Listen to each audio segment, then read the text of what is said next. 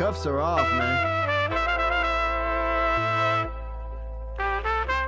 Get right. Too many left in these leagues, but I ain't gonna leave. I'ma get right. Get right. Down to the bottom and scratch it for all the... Hey everybody, Adam Rank here. What's up, everybody? It's Marcus Grant. This is AJ Dillon of the Green Bay Packers. I got to give a shout out to y'all at Get Right Fantasy. If you are not subscribed, what are you waiting for? You want to lose your league? Our league. Check out the Get Right Fantasy Network. You got to get right with the Get Right Fantasy Network. And best of luck with your podcast. Appreciate the support. And you're tuned in to watch my boys at Get Right Fantasy Network. Get you right. Enjoy the show. But I tune in every Friday. Strategies provided, I will lock in every way. So go and roll your sleeves up. Yeah, go roll your sleeves up. And I'm getting down, cause I roll my sleeves up. And I'm getting right, cause I roll my sleeves. What up? What up? What up, world? Welcome to the Get Right Fantasy Network. I'm Mike Herrick, aka Classic Mike, and tonight I'm here with the one, the only, Kendall from the Fantasy Football Tavern. What's going on, brother? How you doing? What up? What up? Another happy Friday. Glad to be talking football with my good homie Classic Mike over here. Man, how you doing? How you living these days? Hey, man, another Friday. That's all I want. Got to enjoy Thursday Night Football last night, but we're going to talk about that in a minute. But hey, man, can't argue. Ready for the weekend. Just ready to relax. Kind of. Ready to relax, and then Sunday comes and you got to answer a bunch of questions, and it's not. Oh yeah, yeah, and then anxiety for 8 hours of people getting hit and hoping that they get up every time. Yep.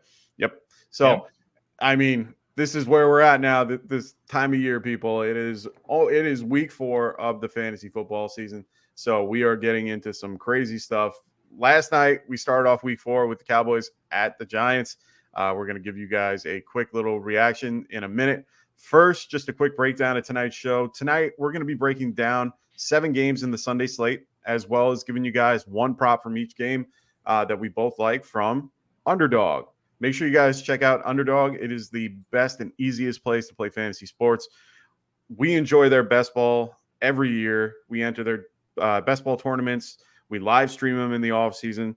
Best ball are leagues that you can draft your team and that's it. Set it and forget it. It's fantastic. No waivers, no trades, and no weekly lineup setting. So you can get into hundreds of them if you really want to.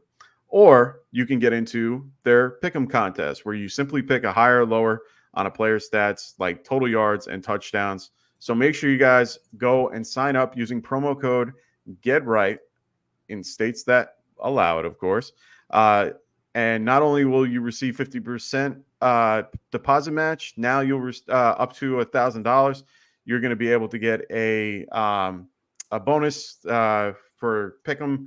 I don't think they have one out, but here's their schedule for more things. They have the More Money Mondays, free picks, all that fun stuff. So make sure you guys check out all those wonderful things. Also, we're going to have live Q&A at the end of the show. So make sure you guys are dropping your questions in the chat, and we're going to get to them at the very end of the show. Just a friendly reminder, just make sure that you guys let us know the format of the league, full, half, standard, PPR, tight end premium, so on and so forth. Make sure you just let us know that. It's very helpful when we're trying to help you guys with decisions. If we see one that goes with the game that we're going to be discussing, we might bring it up.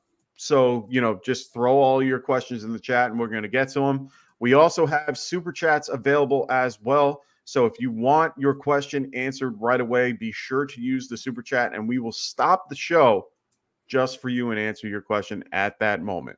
Of course, I'm going to wait till someone's done with their take, but then we will answer your particular question right then and there. So make sure you guys do that.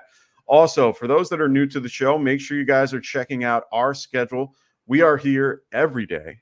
I'll be back with you guys on Sunday morning at 11 a.m. Eastern to make sure that we go over actives, inactives, last-minute start-sit questions. Then on Monday, Rasta and Frank will be here to do waiver wire ads. It's going to be at 9 p.m. Pacific. And then make sure you guys come back on Tuesday at 7 p.m. Pacific time, 10 p.m. Eastern to watch Tycoon and enjoy his commentary in the fantasy boardroom. So make sure you guys check out Tycoon on Tuesdays. Then on Wednesday, Frank and Roster are back, help you guys with buy low and sell high targets. That's every Wednesday night at 9 p.m. Pacific, as well as Phil, who will be here on Wednesdays at 4 p.m. Pacific and also on Thursday at 6 p.m. Pacific, right before game time on Thursday.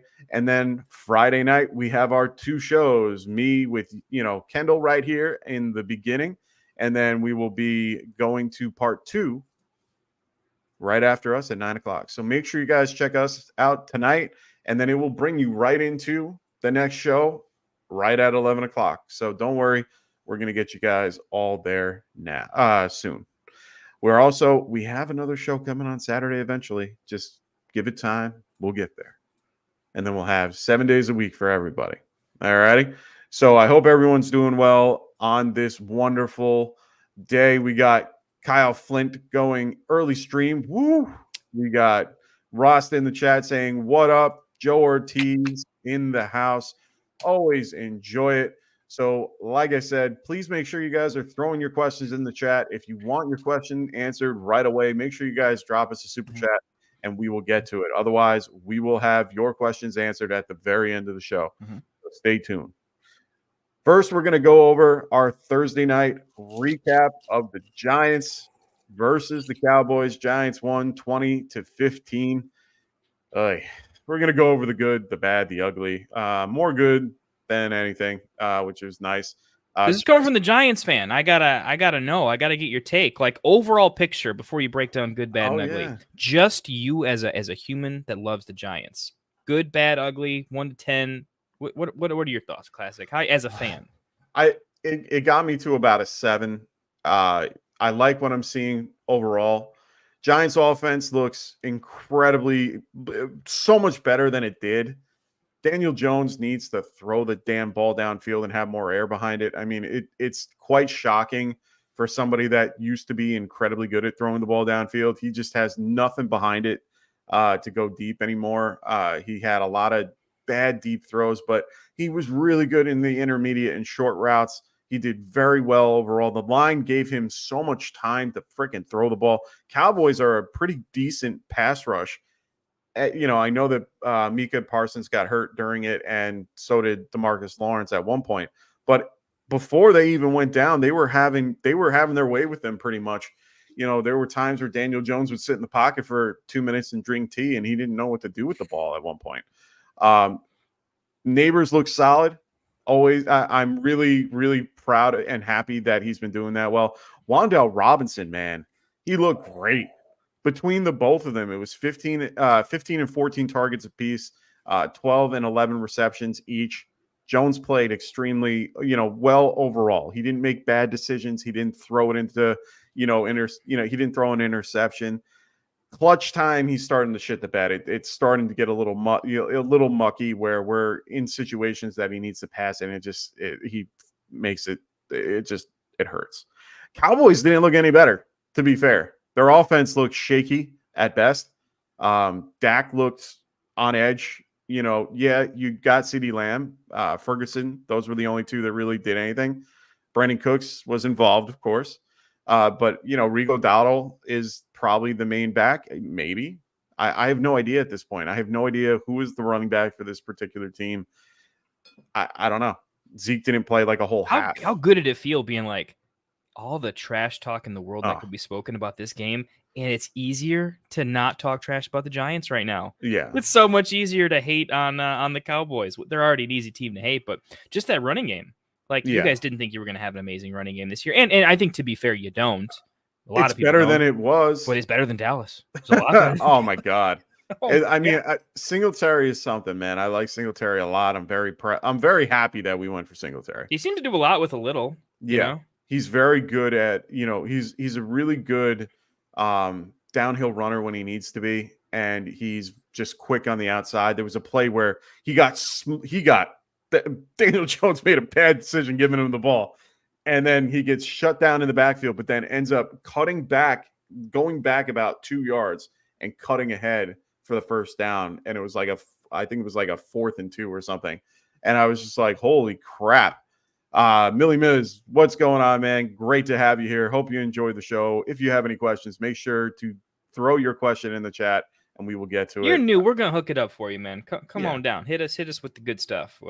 Anything you can think of, man. Glad you're here. Show some love out there. If you're new, let us know. By the way, at least let me know for sure. Classic seems to know everybody in this space. I know a lot of you guys. I'm still getting there. Yeah, much appreciated. I know what a good, bad, ugly. What else you want to think? I mean, the biggest news is Malik Neighbors leaving the game with a concussion at the very end. He will be, they said it was head and neck, and then he also had the concussion. He did roll on his neck on one of the catches that he made. So I know that was a little bit of a bother to him on top of that. So honestly, I think that in this particular case, we have a 10-day window till Seattle, but we are traveling to Seattle. So I do think that's something to keep an eye on. Most games that someone leaves with a concussion, it's very rare for them to come back for the next one. So we do have an extra time. You're not really in a position where you need to bring him back. Is the fan in you like, guys, what are we doing? Let's get a better pick next year and let's not risk this guy. What are we doing? Honestly, I mean, I always want to win, but at the end of the day, yeah, I mean, honestly, I think Wandell is more than suited to handle what needs to happen if need be. And they just kind of need to move forward. I mean, there's not much you can really do about it. Neighbors is a hell of an athlete. You don't want to make it worse. So just kind of cut your losses and move forward. I mean, Seattle's a good defense. We're going to have probably a tough time against, but we'll wait and see. I mean, it's going to be an interesting type of game. So, but that's really the ugly part of it. The bad was really just, like we were talking about with the Cowboys, not being able to do much. So other than that, let's move on. I don't want to have to go too much into this. It's going to be a long day if we keep doing that. Fair enough. I know you always ask me like, "Hey, how you feeling about the Bears after they got Oh no, I get it. I like it. I gotta know. I like the Bears. You like the Giants. There's going to be a lot of nasty conversations we might have to have. Maybe. I think we both have a good. I think we both have a good idea of each team, and we're pretty good with that. So let's get into our start sits for this week. We're gonna start the day with the Saints and the Falcons. First and foremost, though, we wanted to give you guys our props list. Like I said, we're going to be doing one prop for each game. So each of us have at least one prop for everybody. So far, last week, we were 14-11 in our props. We ended up winning 14, lost 11 of them. Current season wins, all 3 weeks, we are 26-22 win-loss ratio. So we're doing pretty well with that. Very happy. I didn't forget because I didn't move on yet. Damn, roster. In the chat, trying to run things from afar. I know what I'm doing, bro. I got this. Appreciate the love, though, man. Rasta, what you think about the 26-22 over here, man? Just a couple pro sports bettors, no problem. Yeah, exactly. Printing money over here. Honestly, I'm feeling really good about our props. I feel like we haven't forced anything just yet. It's all felt really good. It's way more fun to talk with somebody else about a prop and how often we're like stealing each other's props. It's kind of nice. I'm looking forward to maybe paying a water bill or something. There you go. So let's move on to the Saints and the Falcons. Falcons are favored by 3 currently. The over-under is 41. So just for everybody to know, biggest news that we have so far is Chris Olave. He popped up with a hamstring on Friday. This is going to be a little bit of a conversation that we're going to have, but we also have Kamara, who's going to be questionable in this game. He has ribs and a hip injury. Taysom Hill is coming back from injury. He wasn't on the injury report, so that's a good sign. But we have a lot of great, fantasy options in this particular matchup. We have Drake London, Bijan Robinson. Is Kyle Pitts a start? I don't know. I think so. Only because you're getting 3 and 4 out of like Kelsey and Andrews. It's more of a what else do you have? I'm not gonna run out like a Tyler Conklin over Pitts. Even just the chance that Pitts comes down with a touchdown versus a random tight end on snap share alone. We might be back to the old. Remember back in the day, it was just either your tight end had a touchdown or they didn't. Right? Remember back in the old school standard days, that's literally all the tight end position was. You wanted 2 catches for a touchdown was just fine. If we're back to that, I still want it on a team that's it's not about red zone trip so much as like, are they a red zone weapon? Are they going to be in that part of the field? I think Pitts, you still have to start him. He doesn't feel good, but I mean, what's he ranked on the season? He's nothing crazy. I don't You'd think think he's he in was worse, top. but everyone else is just bad. So I think you run him out. You just don't waste your waiver priority or your fab too much on cycling in a tight end every single week, because you're not going to be happy the entire season with the way things are right now. Oh, 100%. And, I agree with you. I think in some scenarios, you have no choice but to play your particular players like that. I do think in this particular scenario, with Chris Olave being hurt is really going to kind of change up what's going to happen on the Saints side of the ball. He popped up on the injury report today. He injured it today at practice. They're considering him questionable for the game. Now, my opinion on that is he's most likely not playing. So I would think of him as not being active. Don't worry, come back to the show on Sunday and I'll tell you guys about if he's active or inactive and what to do. But I'm going to tell you right now on a Friday, I think Rashid Shaheed is the guy that you're putting in your lineup. I do think that Taysom Hill is a viable option as somebody to use in a pinch. He's more of a really low flex play if you need it, or just, one of those, I'm just going to put in a tight end for no reason, because really tight ends don't matter, at least for the last few weeks, or at least until we get to tight end week. But do you think that Rashid is I wanted to go back to Shaheed. So do you think Shaheed is like a flash in the pan for this team, or is he really the real thing? Because he had a lot of balls that were thrown to him last week that were deep right to him, and he had a hard time with everything. Do you really think that he is the real deal, and last week was a fluke?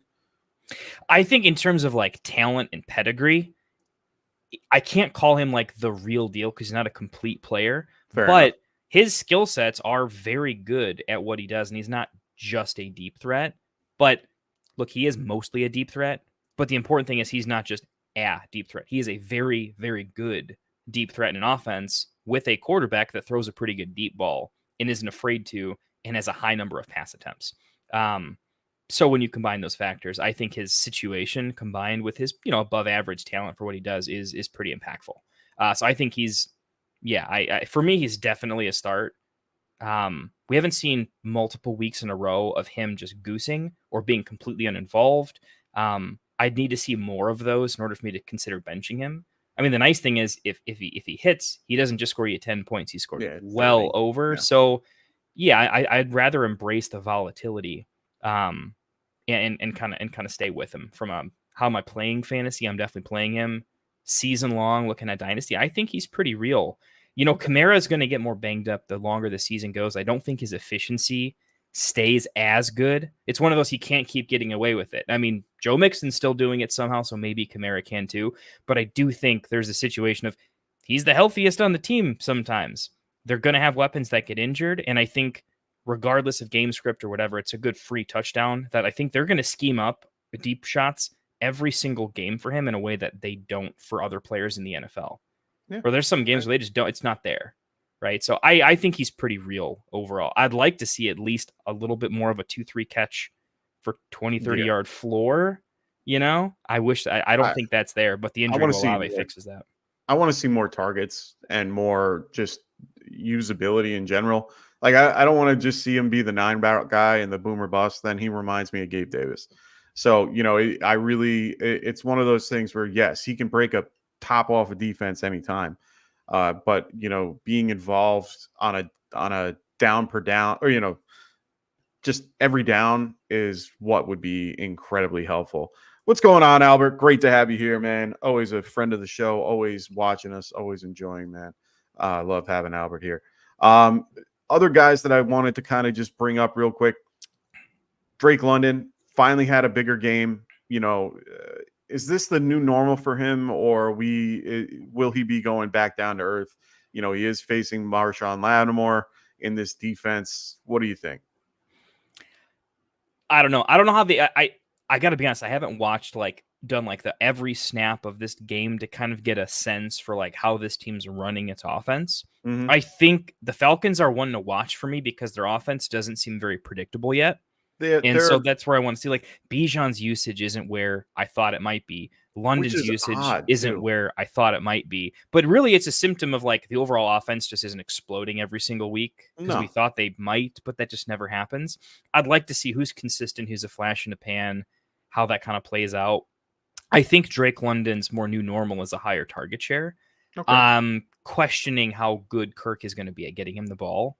But we'll see. Way better last week. He definitely looked better last week for sure. I mean, it's a bigger boon that they're not just giving Bijan the rock 25 times. That would really cut into, I think, London's production. I think they know they need to figure out the passing game. I think London permanently, I think that wide receiver 1 is just, that's not in the cards. He needed to have a start like Neighbors for that to be realistic. He's definitely a 2 now. It doesn't feel like they're ever going to run a football game where, hey, we're just going to give London 10 targets. It doesn't seem like it's in the range of outcomes. His touchdown ceiling is going to need to skyrocket, and I don't see it with all those weapons, but I do think he has a pretty safe floor. So he's more in the wide receiver 2 range for me. Yeah, for sure. I mean, they're good runouts. They're what I've seen, they're a good outside run team, and they pretty much just keep running the ball left, right, and outside every time. And just, they combined, a lot of Bijan and Algier and just keep going. They kind of just muddle up the field a little bit. They get to like the 40 and then they can't really move forward. Thankfully, they have Koo, who can really, put a field goal through. So honestly, that's kind of how they've been moving. Darnell Mooney's been a lot more involved. Yeah, and he looks great. He's always been a very good route runner. He's very underrated. Very, very clean route. I think he's recovered from his particular lower leg injury that he had, where he broke, the high ankle or the fibula break that everyone keeps getting. I think he's a year removed from that, and he looks fantastic. So let's get into our props real quick. I have my prop, and I just talked about him 2 seconds ago. Darnell Mooney. I'm gonna be hitting the higher than 3.5 receptions. That's going to be my prop for this one. I like that a lot, actually, because he's not a player that you would typically take a receiving over for, being known as a faster deep threat, but he seems to be kind of a deeper safety valve in like a weird way. He's just, I think he has probably, I'd want to look up the separation scores, but I feel like the coverage he draws compared to his route running ability and just individual speed is probably a pretty big mismatch, and he's just going to have a lot of free targets where 3.5 is probably free. That line probably needs to move to 4. And I wouldn't be surprised if it's just the floor for the rest of the season. That's great. And would have been mine had you not gotten there before me. Again, super sweet. I'm always going to get you. I'll be quick because I'll tell you, this is my least favorite game to bet on the slate. I don't have a good feel for it. A lot of injuries. Game scripts could be weird. Low over under. Honestly, my favorite bet's just smashing the under because I feel like it could be an ugly as shit game. Yeah. Being totally honest with you, I don't want to put $1 on it if I had to. Because I can't take the Mooney bet. Drake London higher than 57.5 receiving yards. I like that just in general as a wide receiver 1 who I think the team is going to try to have like a real game for. Yeah. I think that's too low of a number in an average game script for that to happen reliably. So I'm just going to take I think career long, he's going to average higher than that. So I'm going to take the higher than that. Yeah. And I'm going to go back to Millie Miz here. They're trying to use him like, cup and just, the shit just ain't working. I get it. They use him a lot in motion, which has been helpful to get him out of, particular coverages and stuff, which has been sort of helpful. But honestly, we'll have to wait and see. He's definitely more of a wide receiver 2 moving forward. The only thing I will say in his favor, though, is I like to have veteran quarterbacks paired with like my young 100%. Wide receiver, only because I feel like the veteran quarterback will, over the course of weeks, find a way to figure out how to get their star 100%. Involved in a way that's not just like, coach, what do I do to get this guy open? No, they'll figure it out. I just think it's going to be some growing pains, but I would much rather have an older veteran like him or Carr 100%. Versus like a younger guy that has some higher ceiling, but isn't quite there on his ability to read how NFL is played. 100%. And this game is going to be like that. It's going to be just 2 old school, older quarterbacks that can't really move. And they're just really going to be passing the ball, and it's going to be a fun day. I think it's going to be an interesting type of game to watch. I'm going to be checking it out on myself. I like that. It's a good like NFL game of football. Yeah, I agree. Yeah. So let's move on to the Bengals at the Panthers. Cincinnati is favored by 4.5 points here. The over-under is 47.5. So this is one of the higher games on the slate this week. So the guys that we're going to be starting, of course, we're definitely going to be starting, Chase, Higgins, Burrow. We already know those three without thinking twice. But let's get on the other side of the ball. We got to see last week, we got to see the Panthers have Andy Dalton in their lineup. Yeah, I know they faced the Raiders. It wasn't really, the best defense they faced, but they did very well in that particular offense. We got to see what, Andy Dalton could do spreading the ball around. So Deontay Johnson, he ended up coming up on the injury report on Thursday with a groin injury. He was back Friday. He's still listed as questionable. He's been dealing with this groin injury for most of the season. So it definitely just most of the offseason into the season. So it's definitely flared up a little bit, but I'm pretty sure he looks like he's going to be on the starting side of questionable. So how are we feeling about Deontay this week? I'm full fired up on Deontay. Going from like what he was doing to the explosive thing was, I think, pretty significant compared to he just had a nice comeback, get right game. Yeah. This was how does Deontay win? He's an amazing route runner. He's got a great separator score. He earns every one of his targets. He's had a quarterback that is less jittery and knows what the difference between NFL Open and College Open. And it turns out, I bet he was NFL Open those first couple of games too. Yeah. I'm fully firing him up. He's a strong wide receiver too for me. I think he's going to, with Thielen out too, unproven rookies that I like them. Mingo's not a rookie, but he's kind of a rookie. You know what I mean? Like, he's just the guy there. He's just the only guy there right now, and I think he's got a quarterback that can feed him. So I'm not predicting the same thing as last week, but not just a regular game. I have him for 12 plus fantasy points. Okay. What about Andy Dalton? Is Andy Dalton a QB1 starter this week, or is he just more of a guy that you're willing to throw in that super flex spot to kind of QB2 type thing? I'm not doing him this week just for I know we don't really have a streaming quarterback segment or anything. At least not me and you, right? I'm sure they talked about it earlier in the week for waivers. I think there's better options, but I'm keeping an eye on him for matchup dependent stuff. I do think this is a weird team because next week things could all change with the Panthers in particular, right? I don't know if we'll get into that too much, but I just don't know where the identity of the team is. I think there's probably usually a better option than Dalton because his floor is kind of non-existent on a team that would like to run the ball. So not yet. I need 2 more good games from him. Okay. Another guy on, kind of questioning about, because his stats have been crazy the last few weeks, and that's Andre Yoshibach. This guy has had 3 touchdowns in the last 3 weeks. He had 2 in week 2. He's been getting consistently 6 to 7 targets each game. Is he worth a roster spot at this point? Is he a flex option to you? It's tough for me, right? Because for you to win a title, make the playoffs even, and then go on to win, you don't really want to do it through the ugliest fashion, right? And he's a player you see what's the overall upside versus if T is healthy and Chase is healthy and they're doing their thing, there's no way he should be that involved as the third option. So for that logic, I think there's slightly better options in competitive leagues, right? Because in competitive leagues, honestly, he's still got a decently high roster percentage. Is not crazy. I don't want to say I'm out on him because I like him. Yeah. I'm just generally I'm not chasing the numbers on this one. I think by next week, he could have a 2 for 3 for 31 yards and be droppable pretty much immediately. And I feel like it's going to bounce to and fro a little bit too much. I'm not there on him yet. Okay. What about the running back options for this game? We got Zach Moss and Chuba Hubbard for this particular matchup. Do you like either one of these in a flex spot, in your lineup? I like them both, actually. Okay. I was huge on Chuba in the preseason. I needed the offense to not be led by Bryce Young. I just didn't know that at the time, right? The philosophy, I think, was correct on Chuba. And if I don't even know if it's a mistake, but I dropped him in a lot of places, just thinking I'm not going to be the last person to drop him.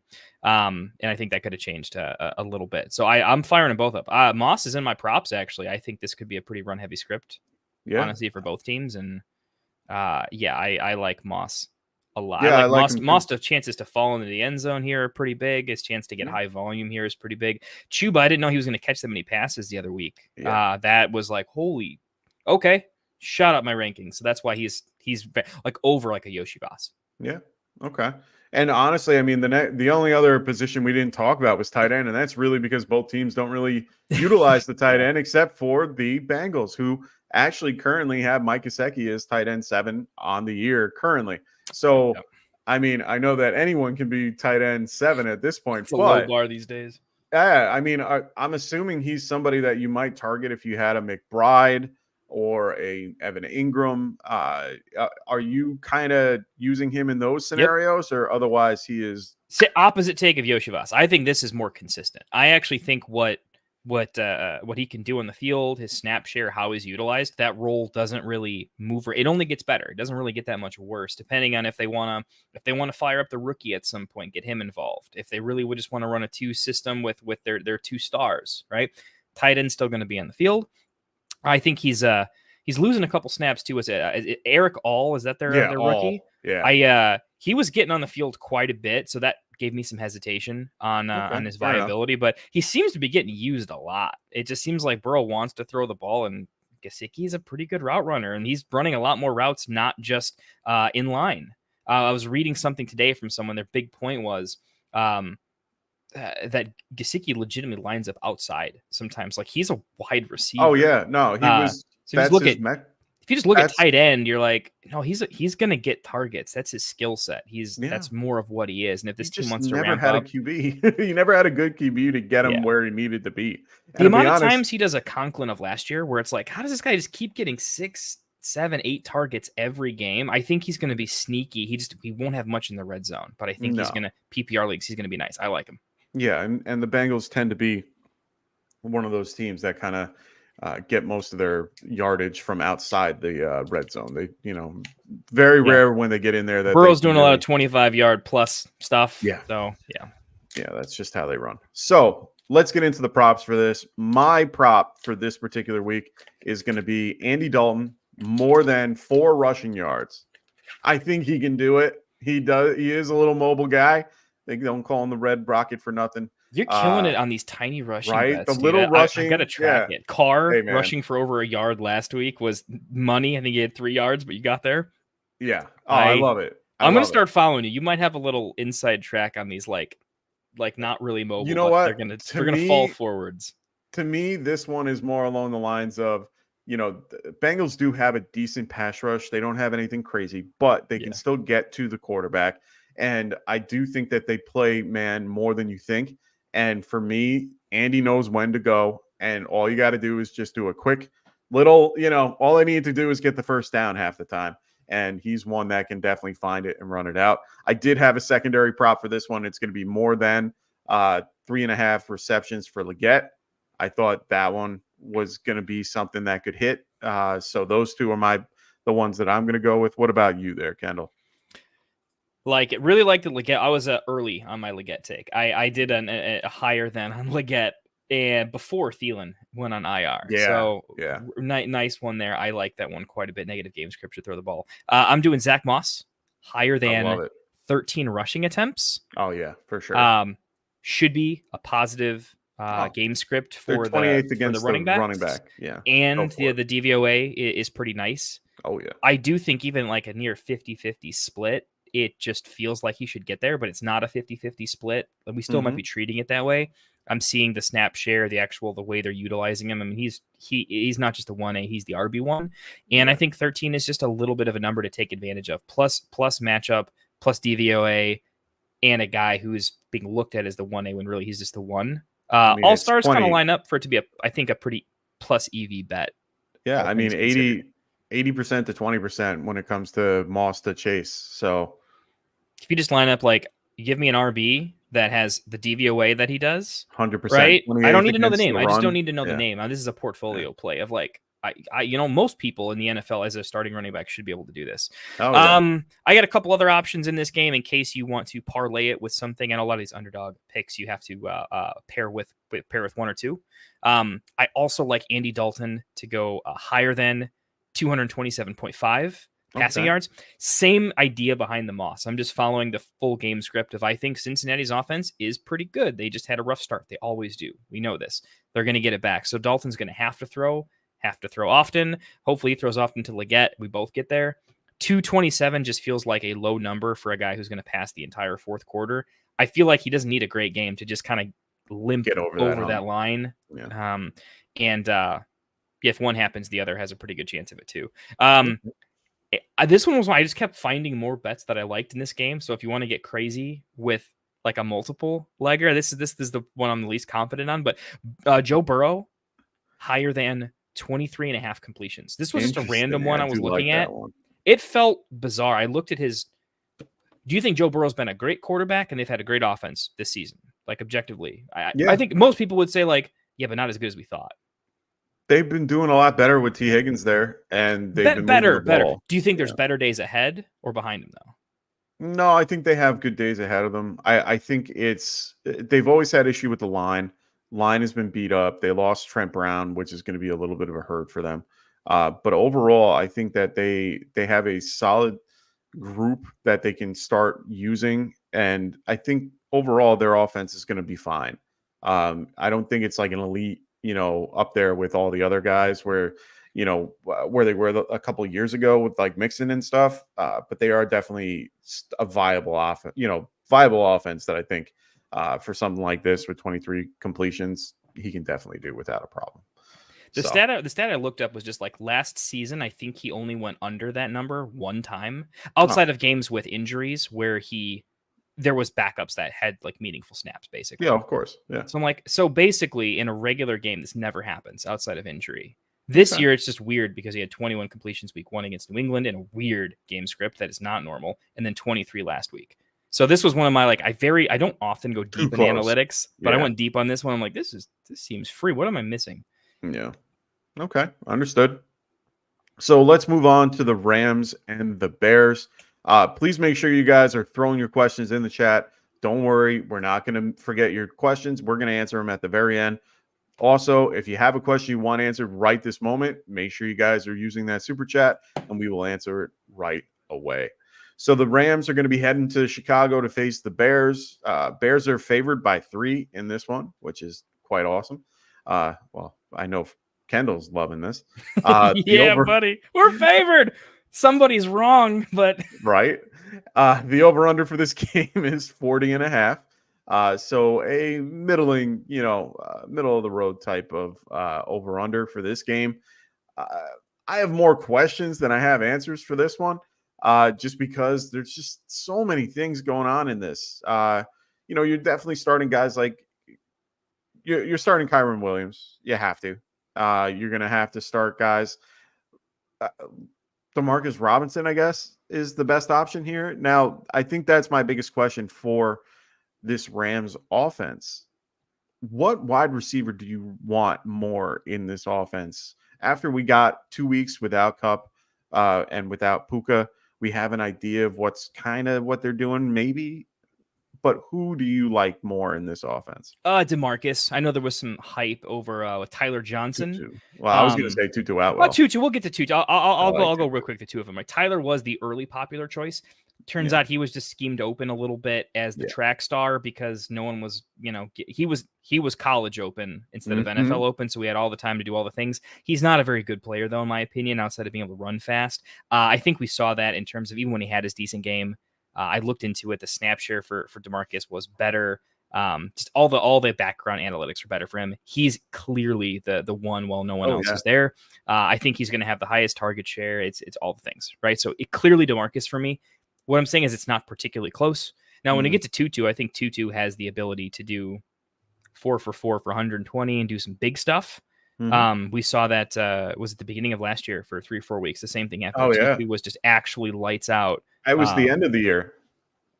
He had some pockets. Like, I don't think he's a bad receiver by any means. I still like Tutu. I would rather roster DeMarcus just because I think DeMarcus has a real floor where I don't think Tutu has much of a floor in some 100%. Scripts. So that's kind of where I'm leaning. That being said, if DeMarcus is rostered, I would be willing to take a shot on Tutu over some grosser like running back situations. because I think the upside there's still like legitimate 100-yard upside for him. Yeah, 100%. I mean, he had 5 targets and 4 and 5 targets in the last 2 weeks. He was out on the field after all the injuries that ended up happening. He's been on the field for 74% of the snaps, which is huge. Him and Demarcus Robinson are basically the two wide receiver sets. We're really not seeing a ton from Jordan Whittington yet. He's kind of used more in like a gadget package type thing where he's used out of the backfield on screens here and there. Doing a lot of special teams still, I think. Exactly. And then Tyler Johnson is involved. So that's a great breakdown of that. On your Bears side of the ball, is this a smash play for DeAndre Swift this week? I keep saying that it's going to be. I don't think there's going to be a smash spot for DeAndre Swift this season in rushing yardage. I think they're still going to fire him up in the passing game. I hope so. Because it's a rookie quarterback's friend. It's just, I think we need to get him into just more successful plays.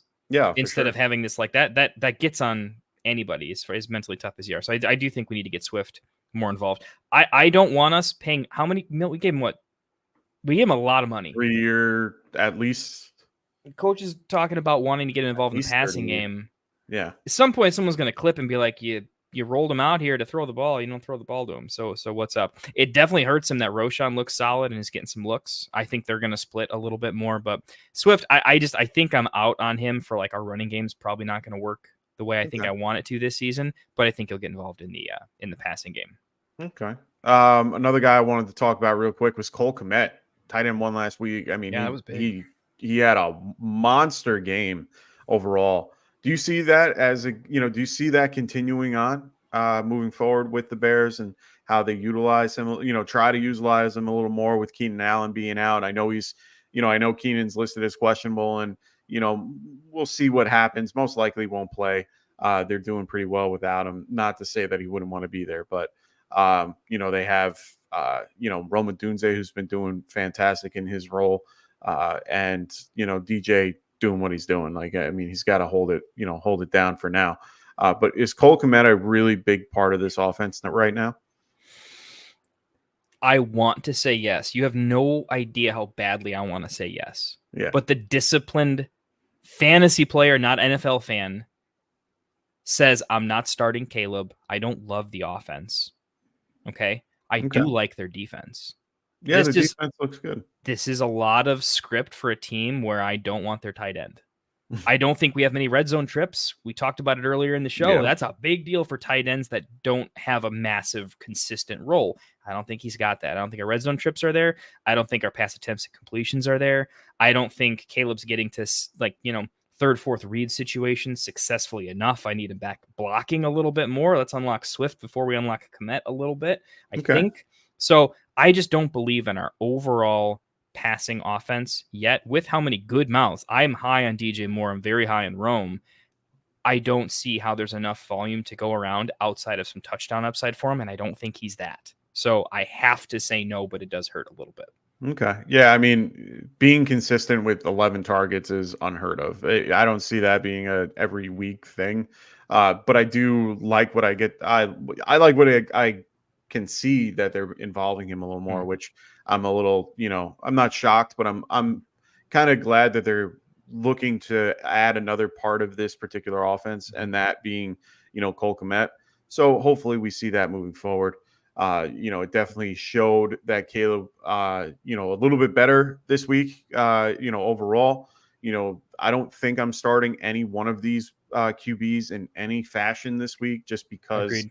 I think both defenses are good enough to be able to handle it. And I think overall their floor is unfortunately too low for me to want to start. Most of us are playing in a 12-team format. There's 36 quarterbacks. It's a math. I have someone else.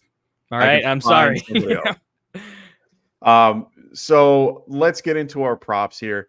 My prop for this game is DeAndre Swift higher than 1.5 reception. And it's really what we're talking about before, trying to get him more involved in the passing game, which is where he excels in. And I think the game script for this is going to be a little bit right down the middle. I think it's going to be something that's going to keep, one's going to score, one's going to have to come back. One's going to have to score, one's going to have to come back. So it's going to be a lot of back and forth.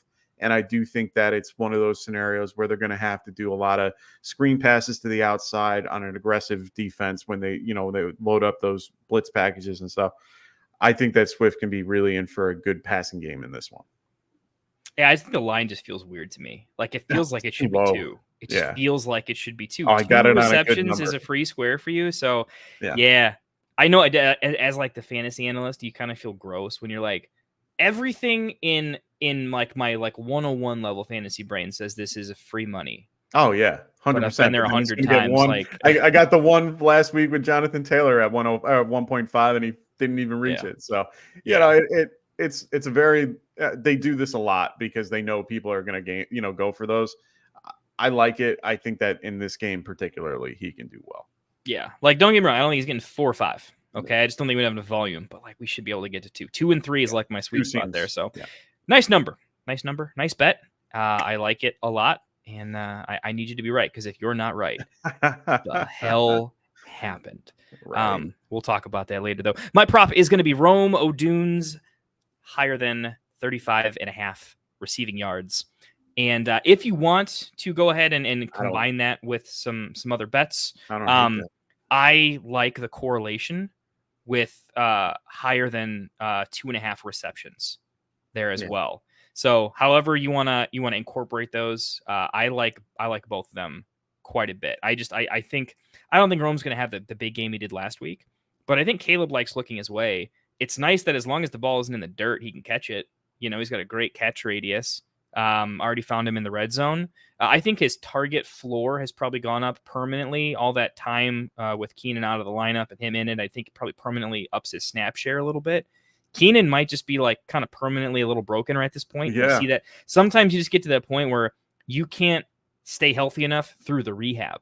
When practice is too much on your body to get to the game. We could see that with a guy like Keenan. Maybe. I hope not. It's not good for me, but that's why for all those reasons, I'm pretty high on Rome. I think the team clearly saw we had our best version of Caleb last week with Rome doing his thing. That'll be a thing. So it's such a small bar, 35.5 and then 2.5. Doesn't feel like he'll smash it. But I also just traded for Rome in Dynasty, so we're just going all in. Let's go. I like it. I like it a lot. So remember, guys, if you have any questions, please throw them in the chat. We're going to be answering them all at the very end in our live Q&A session. Also, if you want your question answered, write that in there. Make sure you guys are using the super chat, and we will stop the show just to answer your questions. So don't forget to do that. Might even make an exception. If you tell us that somebody in chat subscribed to us today because you brought him in, I'll answer any questions you have for that. If you subbed today, I would. If you sub today, we'll answer some questions for you. We're in a generous mood. Ooh, I like it. I like switching it up like that. I like it. So let's move on to the Vikings and the Packers. Packers are favored by 2.5 in this game. The over-under is 43.5. I mean, there's not a ton to talk about, and really it's only because of one thing and one thing only. And that's who's going to be playing quarterback. Right now, Jordan Love had a limited week. He went through the whole week. Everyone seems pretty optimistic that he's going to play. Now, a lot of people are, a lot of people also, want to be cautious and, no one's really giving their hand away at this point. But I'm not 100% sure. Perry's funny. He subbed 2 years ago. This is that. Now I think I said today, but if someone said I subbed yesterday, you'd put me in a real bind there. Perry, right. hop on next. Get some people over here. Yeah. So in this case, it's really trying to figure out who the QB is going to be, and then from there we can figure out what we want to do. So let's talk about it in that capacity. So in this case, if Malik Willis plays, are we going to be playing any of the wide receivers for the Packers? I would only play Reed if I were to play anybody. Fair enough. And it would be a low-end flex. Okay. And I like that answer, honestly. I mean, it's exactly what I was thinking. But now let's throw it to if Jordan Love plays. One, do you play Jordan Love if he's active? If he's active, do you play him? Well, so the real question there is like, who's your backup, right? Did you find a really good? Fair enough. You've had weeks to figure it out. So if you're streaming, you've probably been able to settle on somebody. In my opinion, when he went down, I still think you were able to go after some leftover shares of Mayfield, which was one I'm still pretty high on. I think there's enough there that you're probably pretty happy with your backup. I don't think I'm running him out. If he's healthy, it's really close. It probably comes down. It's less about love and it's more about how confident am I in my backup? Am I like, am I streaming Andy Dalton at this point? Is that where we're at? Rodgers was a big stream for me last week. Rodgers was on a lot of waiver wires. I like his floor ceiling combination. So if there's people like that available, if I can start a Rodgers, who was my other favorite there? I think there's other options that I feel have a consistent enough floor. I would go with them. Maybe that quarterback's not winning me my week, but honestly, do you think Jordan Love's dropping 30, like a 30 ball on his first day back? I think it's less likely than him just having a fine game. And I think I can probably do better than a fine game from a ceiling upside with what I have available to me. All right. And that's fair. I mean, honestly, I'm probably not starting him either. I currently have him at 21 if he is starting. So there's definitely more and better options out there. In this case, if he does play, are you starting any of those wide receivers like Christian Watson, Romeo Dobbs? Like, are they even viable options at all? Or are you just out on the wide receiver options for the Packers this week? Look, man, I'm mostly out. Honestly, I'm mostly out.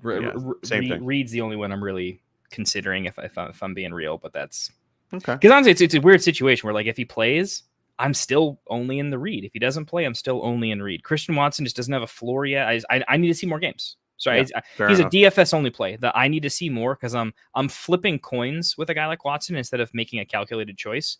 Yep. And I think we're better than flipping coins at this point in our fantasy careers. So it's just not a play I'm going to make. And I'm definitely not doing that with a low floor, low ceiling in Dobbs, where Dobbs thrives in high over-unders. He thrives. And if points are going to be scored, he's going to be a big part of the offense. Like he has got a great floor when the over-unders high.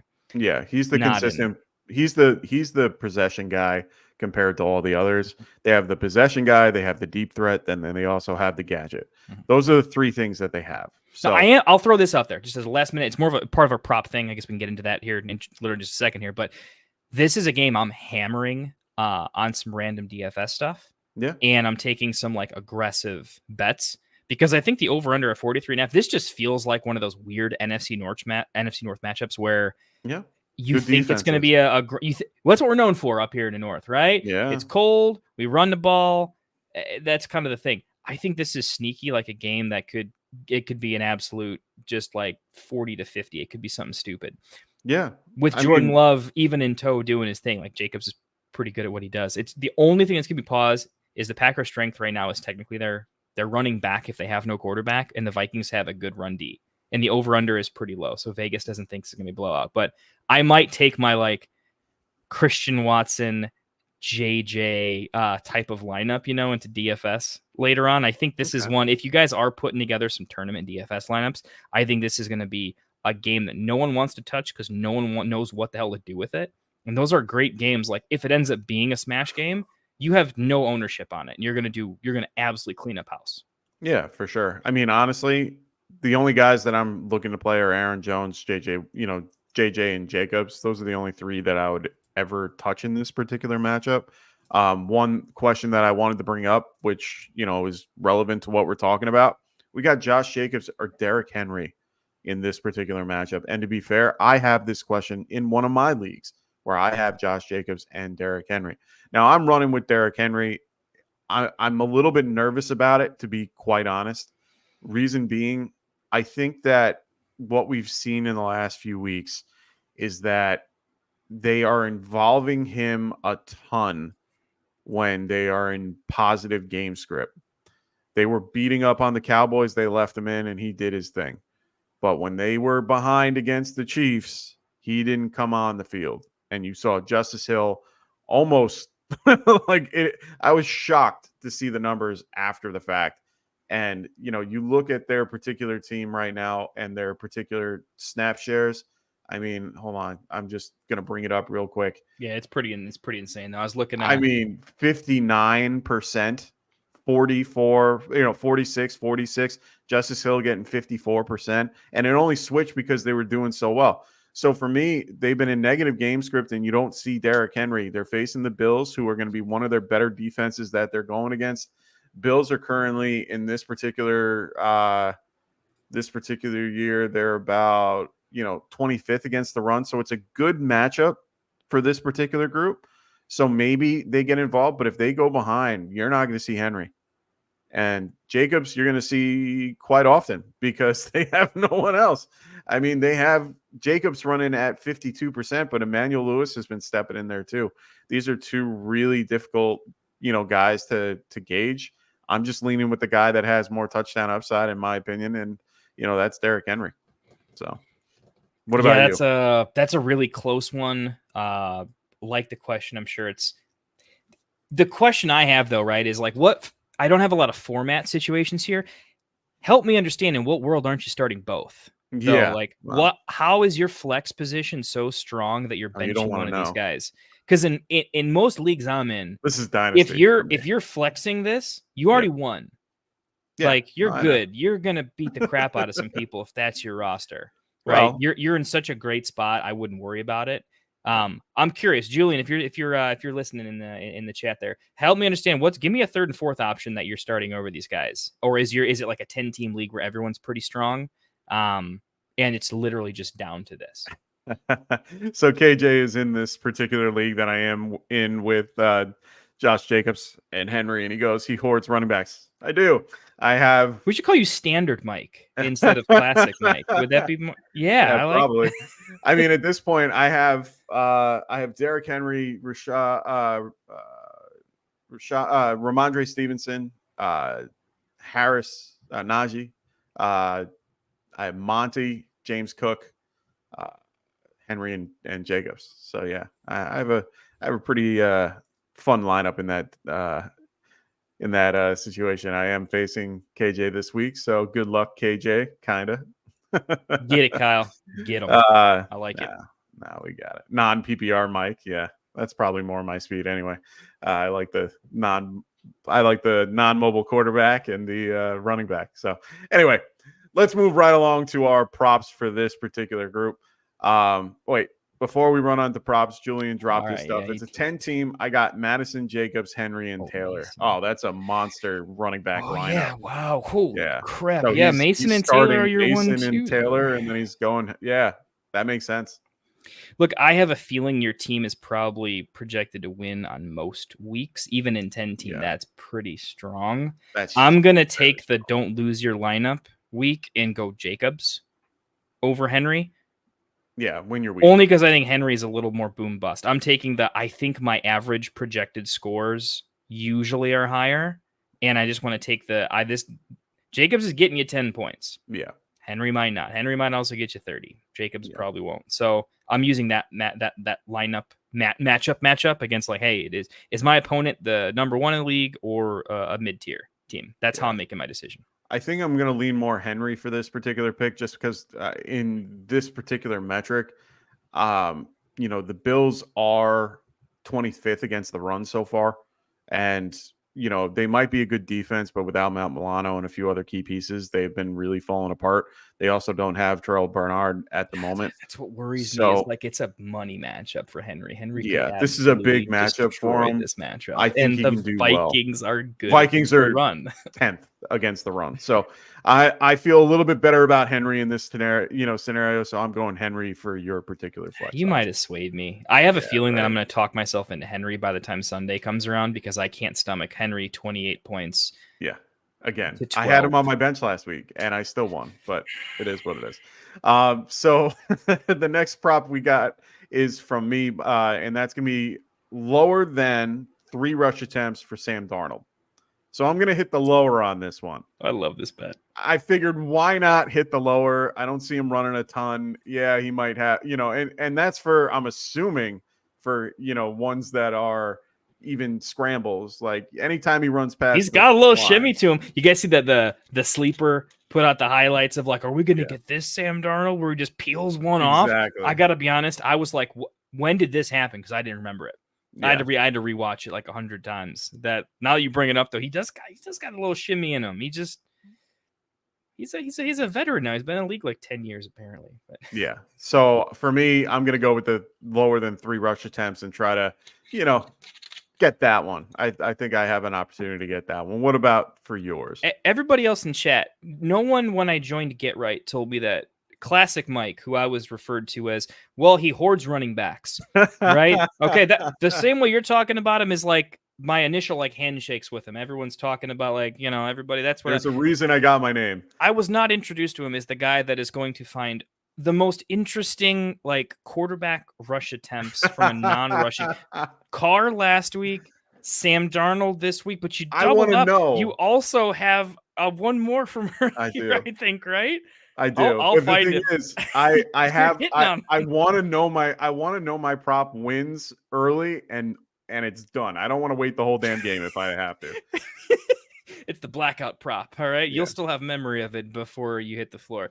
That's fantastic. I love the bet. I didn't find it. I didn't even know it was on the card. It might have been even taken away, to be honest. Yeah, who knows if it's a legal wager at this point? I have no idea. I put these in at one point and then hope that they stay.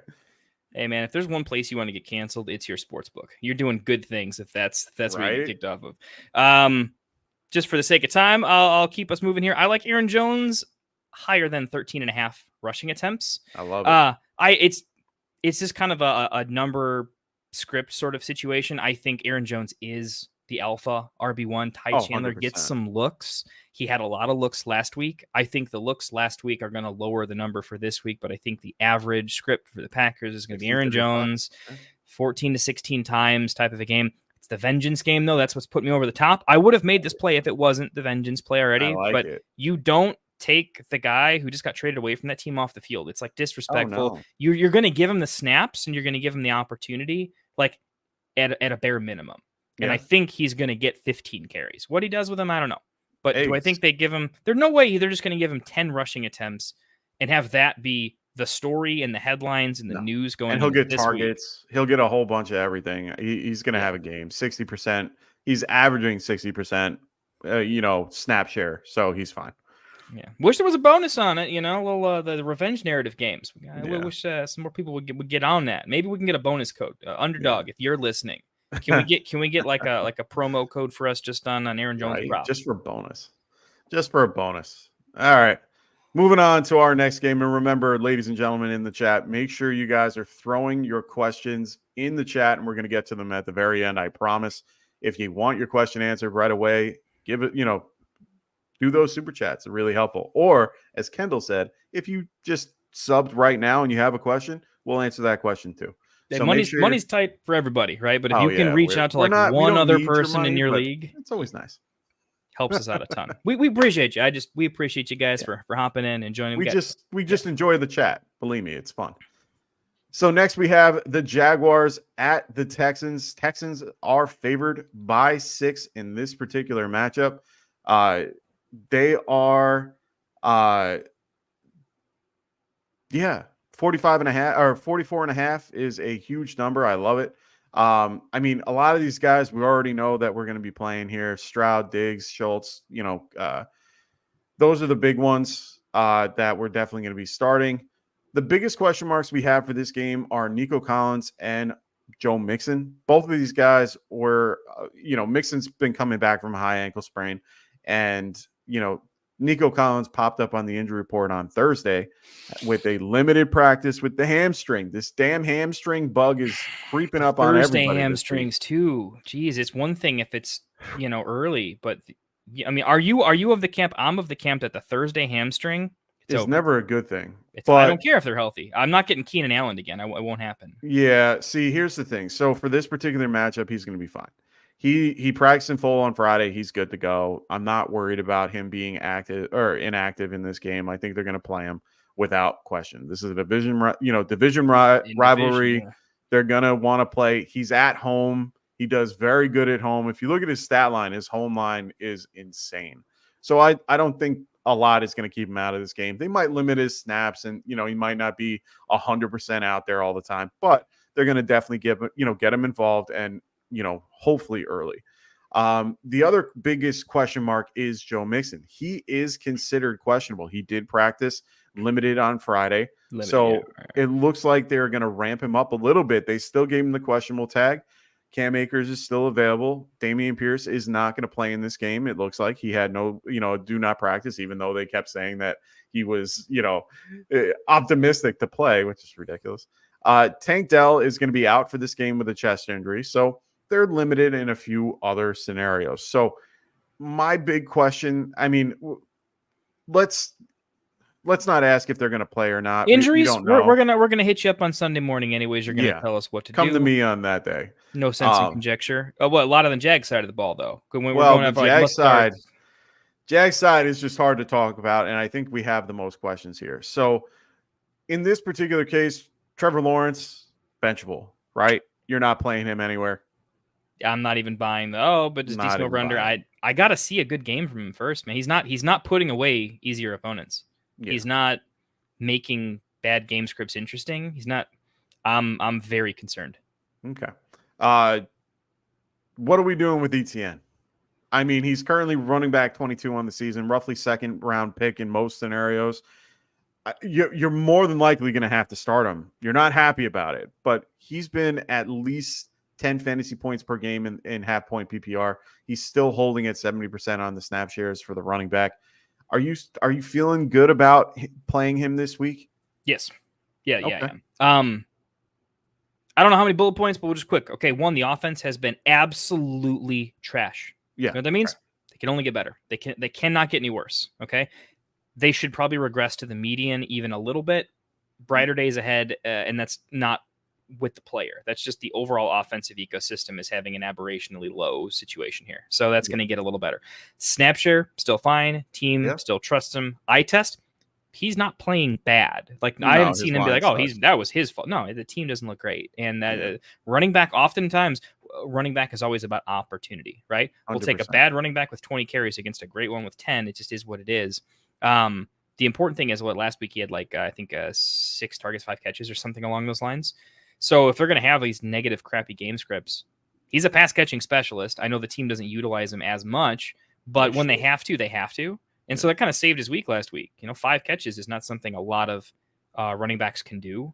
I think Ruskin chat earlier brought up that no running back this season has more than 1. Yeah, people only have 1. They don't have 2. So ETN is still an elite pass catcher, and he hasn't been utilized like that. But if you look at Trevor Lawrence's completions, it's not even that ETN's he's a very high percentage of the targets. It's just the targets are so few and far between right now, and they're not even catchable. So I feel gross about owning him and that I had to draft him, but you're still firing him up. You're not looking for other options. He's going to regress to the mean. It's just, he's not the smash play right now. Okay. What if you're in a situation like we had before with Julian and you have 10 team, everyone's loaded? Yeah. You have ETN and, Jonathan Taylor with a Josh Jacobs, and ETN's floor is too high. I don't think he's in that category for me, where he's just he's game script proof. So the Henry argument is kind of moot, right? He's just on the field in either case, right? Okay. He's healthy, he's not injured, and he gets all the use everywhere. He's still a locked and loaded RB2 for me. I would have to see much more collapses everywhere around the team to be like, no, I just can't even anymore, Okay. Now, we also know that in this particular case for the Jaguars, Evan Ingram is going to be out in this game as well. So who's the viable passing option for this Jaguars, offense? We have really Christian Kirk and Brian Thomas Jr. I'm liking Brian Thomas Jr. What about you? I'm liking Brian Thomas over Christian Kirk. His skill sets, his ability to get open, to separate, catch 50-50, he kind of just dunks on him across the board. 100%.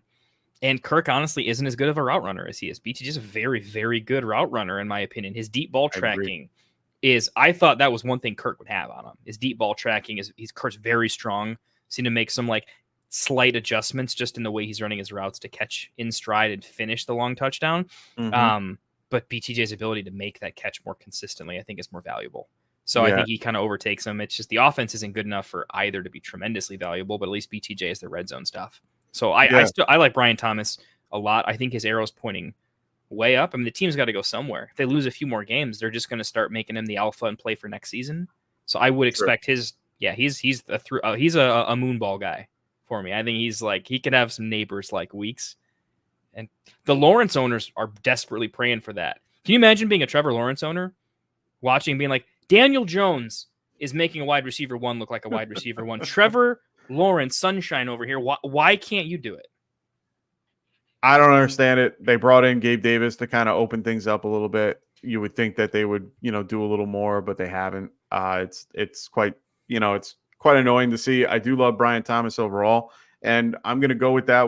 I'm going to move right to our props because that's one of my props. One of my props is higher than 4.5 receptions for Brian Thomas Jr. He's been actively involved in the particular offense.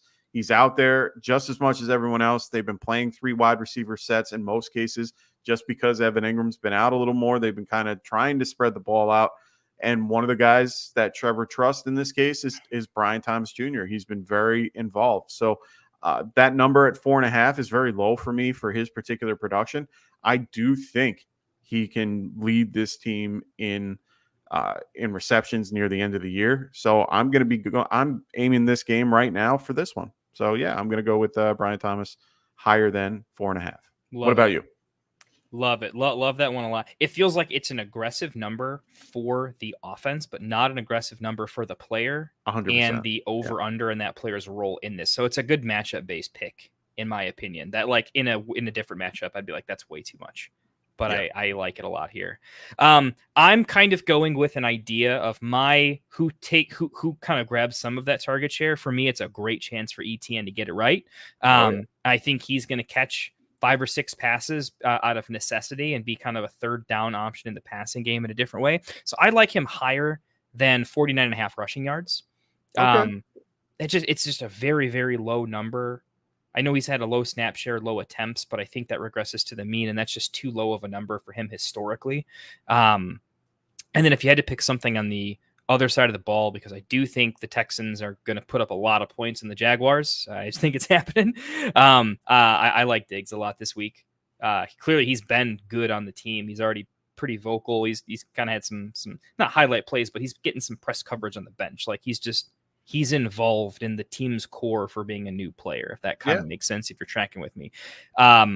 His targets have been exploding quite a bit. I think he's starting to find himself in the team, and mostly it has to do with who everyone's a good matchup when it's one-on-one, and he's a one-on-one guy. He's very good at just owning routes and one-on-one, right?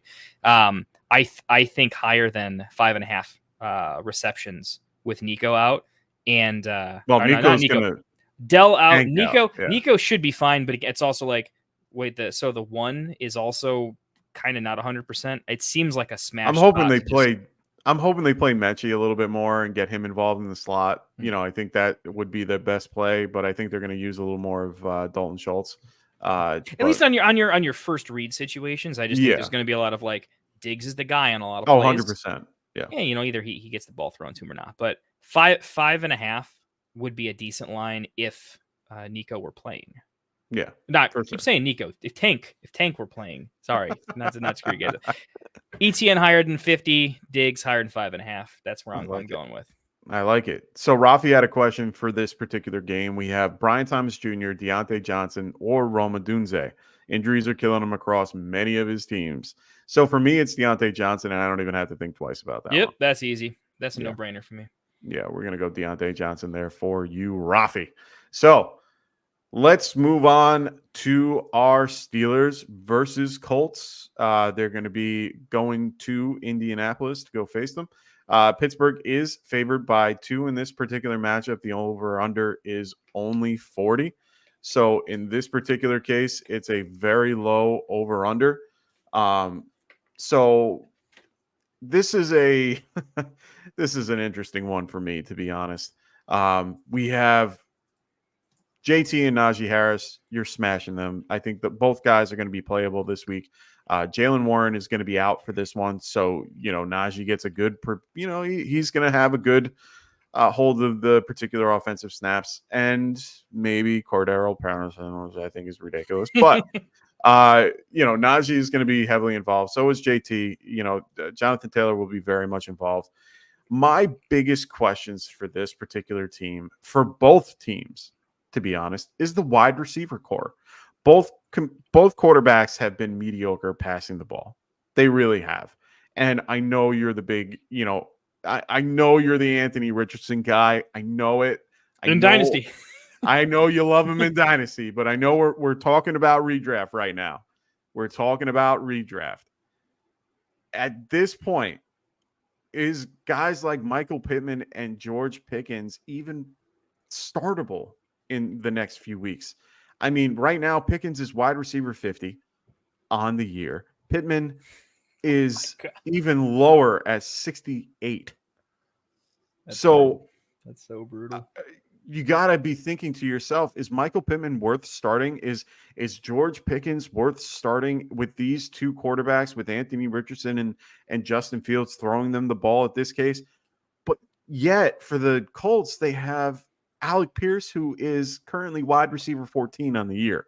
So who are you going with in this matchup that for these wide receiver groups? Like, who are you aiming for? Look, I think it's a question that has to be brought up. It is. They're outside the wide receiver 50s. We're a couple. I mean, we're not super into the season, but we're almost at 4 weeks, and once we hit 4 weeks, we always have data, and we're already at 3. So look, it's a real question at this point. It is. By this time, we should be starting to figure out if you're hitting the waiver wire aggressively like you should, and you're really planning several weeks in advance on overall roster construction. You should be starting to like a couple of your flexes, or you're in my whole team's injured and you're still in like that mode of I still have to build the team a little bit, which is a bad spot to be in. If you're in the I'm still flushing out my best bench option sort of situation, I'm hitting the waiver hard to make it happen, you're starting them because your team's not there yet and you're just not in a place to do it. If you're in a spot where you hit the waiver wire and it's working out pretty good, or you drafted pretty deep and things are hitting and you're the one guy that's not getting hit by the 20 million injury bugs, right? If you're the one guy that has some depth, yeah, I'm seriously considering some players over them. Now, like, I'm not playing Shaheed over either of them. These boom bust guys, we're sure they could kill it. I'm not willing to do a Mooney. I'm not willing to do a Shaheed yet. I'm just not there on the low floor guys because these guys are still averaging 6+ targets. I think I did the math on both of these. It's like 6.5. But I was just going to tell you. So for the first 3 weeks, Michael Pittman, 20 targets. Yeah. So about 7 for George Pickens, 18. So right now they are just below. Well, they're just above. Pittman's just above numbers like Drake London, Jamar Chase, who is technically lower, but he had the big touchdowns and stuff, so his numbers are a little off. But guys like Terry McLaurin, he's above. Christian Kirk, Ladd McConkey, Calvin Ridley. So he's kind of at the top of the bottom of the barrel, if that makes sense. That's a good way to put it. Yeah, I look at Pittman that way. Yeah, just not Pickens. Pickens I can forgive because he is a good deep ball. He doesn't need all the targets. That team just doesn't have any other weapons to go to. He is like the guy. Yeah. The quarterback, I mean, I feel more confident in Rich rushing in touchdowns than Fields at this point. Yeah. So I'm more confident in rolling out Pickens at this point. I would be okay. I still think Pickens is a flex. I mean, your team's got to be pretty strong he's out of your wide receiver slot. He's into a flex. But here's the one for me that I think is worth mentioning. It's at running back. I think wide receiver to wide receiver, it's easier to just say, look, this guy clearly is in a separate tier. He's just playing. Things are weird, right? Mm-hmm. You'll know when the flip is maybe worth it. But when you flip over to running back, I think I would probably play Chuba over Pittman. That range for me of no, this guy's had a little bit of a bad run, but things are picking up. I like Chuba over him. Some people are like, they only start Najee if they have to. I like Najee in this spot with Warren out. I like him a little bit more. In general, though, if it's close, I'm still sticking with, I think the passing offense for the Colts has been worse than it's going to be the rest of the year. Okay. I don't think it's going to be a lot better, but it's going to be better. And I don't think that every target has to go a 60-yard bomb to Pierce. There's going to be a 60-yard bomb to Pittman at some point. Yeah. So I just Hopefully. think, yeah, right. That's the scary thing is hopefully. I think it's a little too early to just be flat out benching him, but we'll put it this way. In a week or two when we're doing this again, I'm already not afraid to do it if I have to. Yeah. We're not in like, no one's like mathematically eliminated for the playoffs or anything, so we're not getting too silly. Give me a week or maybe not even a week or two. Give me a Give week. him this one. week. Yeah. Yeah. So we got this guy 12 going. Fields and Pickens breakout game. Do you think that this is an opportunity for them to do well and have a breakout game? Too low of an over under, in my opinion.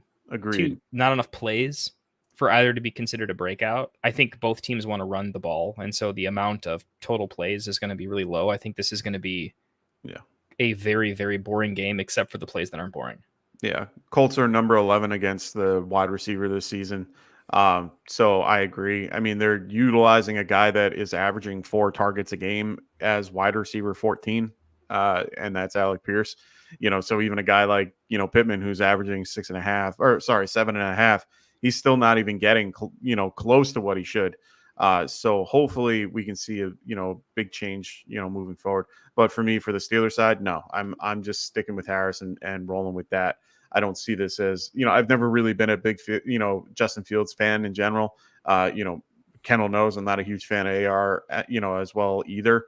I just don't think their passing floor can help. I know that they have a good rushing floor, but their passing floor can't help. And that's the problem. So they only rely on their rushing yards. And as much as we know that rushing yards are king for, these quarterbacks, it's just, he can't sustain it with his passing. So neither one can. And they both have teams with mediocre wide receivers at best. So I'm very off, I'm off on those. Freiermuth, maybe. Yeah. There's no Freiermuth for me is I was drafting Freiermuth because of Russ. Yeah. He likes his tight ends, and I thought he'd be involved. As soon as Fields became the guy, it doesn't matter who's at tight end. I'm out. Yeah, Colts, there's no one to really focus on because they don't really use the tight end in that, capacity, and it's always someone different. So we're not going to go down that road anyway. Beyond of all I have currently said about George Pickens in this particular matchup, I do think he's involved. So for my particular prop for this, I'm going to go with the more than 4 receptions for George Pickens. Now, I'm going to go with that just because in this particular case, I do think, as Kendall said, it's going to be kind of a slow playing game. I think that they're going to still have to pass the ball, and they're going to still give it to the one guy that can catch it. He's the number 1 option on their team. 4 receptions is a low number for a guy like that. I'm smashing that number and grabbing that and running to the bank. What about you there, Kendall? For props, by the way, like it. This one's it's tough on a low over under, but I think it's one of those. I don't think many people are going to be on it, but I think it's a good one. I think 4 is the exact number. I think he catches 4 or 5 balls. I am going to. That's one I actually almost started writing it in, and like, oh shoot, he has that. I would combine that or do them separately, however you want to. But I like Pickens in general. I just think the number is a little bit low. The number I like better is the receiving yards because I think he's a guy that he only needs 3 balls to get here. Has 52.5 receiving yards. So if you're going to go one, you might as well go both. You don't have to for sure, but I like the Pickens bets in general. I'm going on the yardage side. Mike's going with the reception side. I also I'm throwing in. I think A-Rich an interesting number. A-Rich his higher or lower is 180.5 in passing yards. Yeah, and I mean I know he has not been an elite passer. I never thought he was, but 180 just feels really, really, really low. Okay. I mean I know he's going to probably be a historically low passing yards guy, but I still think 180 just feels low because half his passes are 60-yard touchdowns. And if one of them happens that way, the rest of it's kind of cake. Okay. So I'm willing to be wrong on this one. This was one where I have to pick a bet. I'm going to go with the guy that I think everyone is underrating in a particular way. I'm gonna put a few dollars behind my guy and say I'm ready to be wrong. You're going to have to. If you're not going to take my advice on any bets, Don't do the A-Rich bet. Let me Yeah, there you die on go. that hill. Take all my other bets, and you're printing money so far. But that's all. I have to do it on this game. My biggest thing is the Steelers' front seven is very good. Their defensive front is very good. I think that they're going to give A-Rich a little bit of trouble. I think if anything, the rushing rushing yards total should be higher, or I would be hitting the over on that. But I'm not taking the passing in any shape, way, or form. It I'm feels avoiding scary, that. man. It feels I'm not scary. taking it. This feels more like I am not giving people advice on that pick. Let me be clear. No. This is I'm feeling a little crazy, but Yeah, but I'm gonna have fun with it. guys, I've got like a bone feeling that the worst front seven versus the best front seven just isn't going to change the game script for A-Rich. Yeah. It's just going to be, is he dialed in on the deep ball or not? Because half the time I'm like, wait, we might look at back and say a good front seven means he has to chuck it more often in a panicked fashion, and somehow that flick of the wrist leads to a touchdown. Where if he has all the time in the world, that might be horrible. That gives him so much more time to make a bad decision. Yeah, well, they have a good back end too, so that's why I'm staying away from his passing yards in one way or another. With Malika Fitzpatrick in the back and Joey Porter on the corner. So, I'm staying away from that. So let's move along to deleting this one. I'm not even putting this one in the line. I can't even take it out. So let's move on to the last game of the night. So make sure you guys throw your questions in the chat. We will be getting to them right after we go through this particular game. If you guys want your question answered beforehand, please make sure you guys use the super chats and we will answer right then and there. Broncos are going to be coming out east to the Meadowlands to go visit the Jets. Jets are favored by 7 in this game. The biggest matchup in this, or the biggest, line for this game is 7. I haven't seen one that's higher so far. It's the biggest line on the entire slate. Yeah, it's crazy. So. 39. Yeah, that's the highest. 39 and a half over under. So in my opinion, that means that most of the points are going towards the Jets. In this case, you're definitely starting guys like Hill and Wilson without their no-brainers. Rodgers, more of a QB2 in my opinion. I don't think he is QB1 ready yet. I don't think he's QB12 in any way, shape, or form. Right now, I don't know if I can start any of the Bronco options in this matchup. And that is tough for me to say. I do like a lot of these guys. I love Bo Nix. I like Curtis Samuel. And I'm a big fan of Javonte Williams. But unfortunately, I don't see them having good games in this one. What about you? I mean, how do you feel about their current running back situation? Is it worth investing in? Are you willing to start any of these guys, or are they just stay away? My initial inclination is I'm just staying away. It has less to do with the running backs themselves, more like the overall ecosystem. I don't see a major they're going to get over this hill this season. I think it's more of a long term. Somebody will emerge at some point in time, but I don't think it's this year. I think this year it's going to be massively running back by committee. I had the Broncos pegged as probably going to have 3 running backs in there. I liked Javonte just because it felt like he was really cheap. And it was between Javonte or Singletary. Well, he's young. He's 24. Yeah, I still think he looks okay. I don't think he's been playing particularly bad. I like the involvement in the passing game. That's been at least encouraging. So he's more startable in PPR. But I'm with you. It's not hard for me. If I have almost any option, I'm going to go with the almost any other option. You don't even really need to name names. Maybe some people in chat will give us some questions later or start sits. We can kind of go over those. But if I'm finding anything at flex, I'm going with a wide receiver. I like a million of them over them.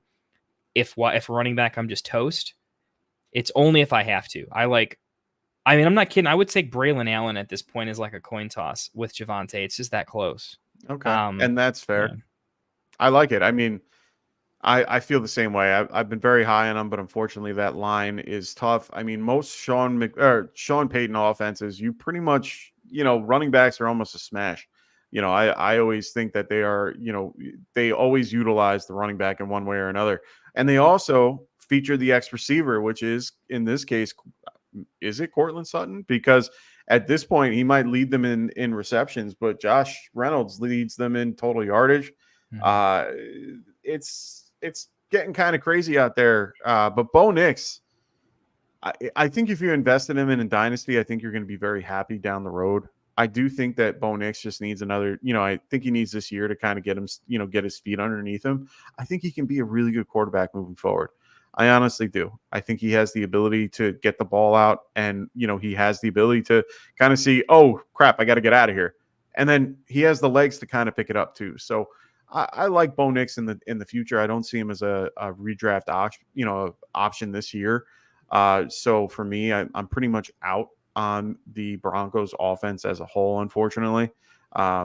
So I think guys like Javonte Williams, you can probably drop.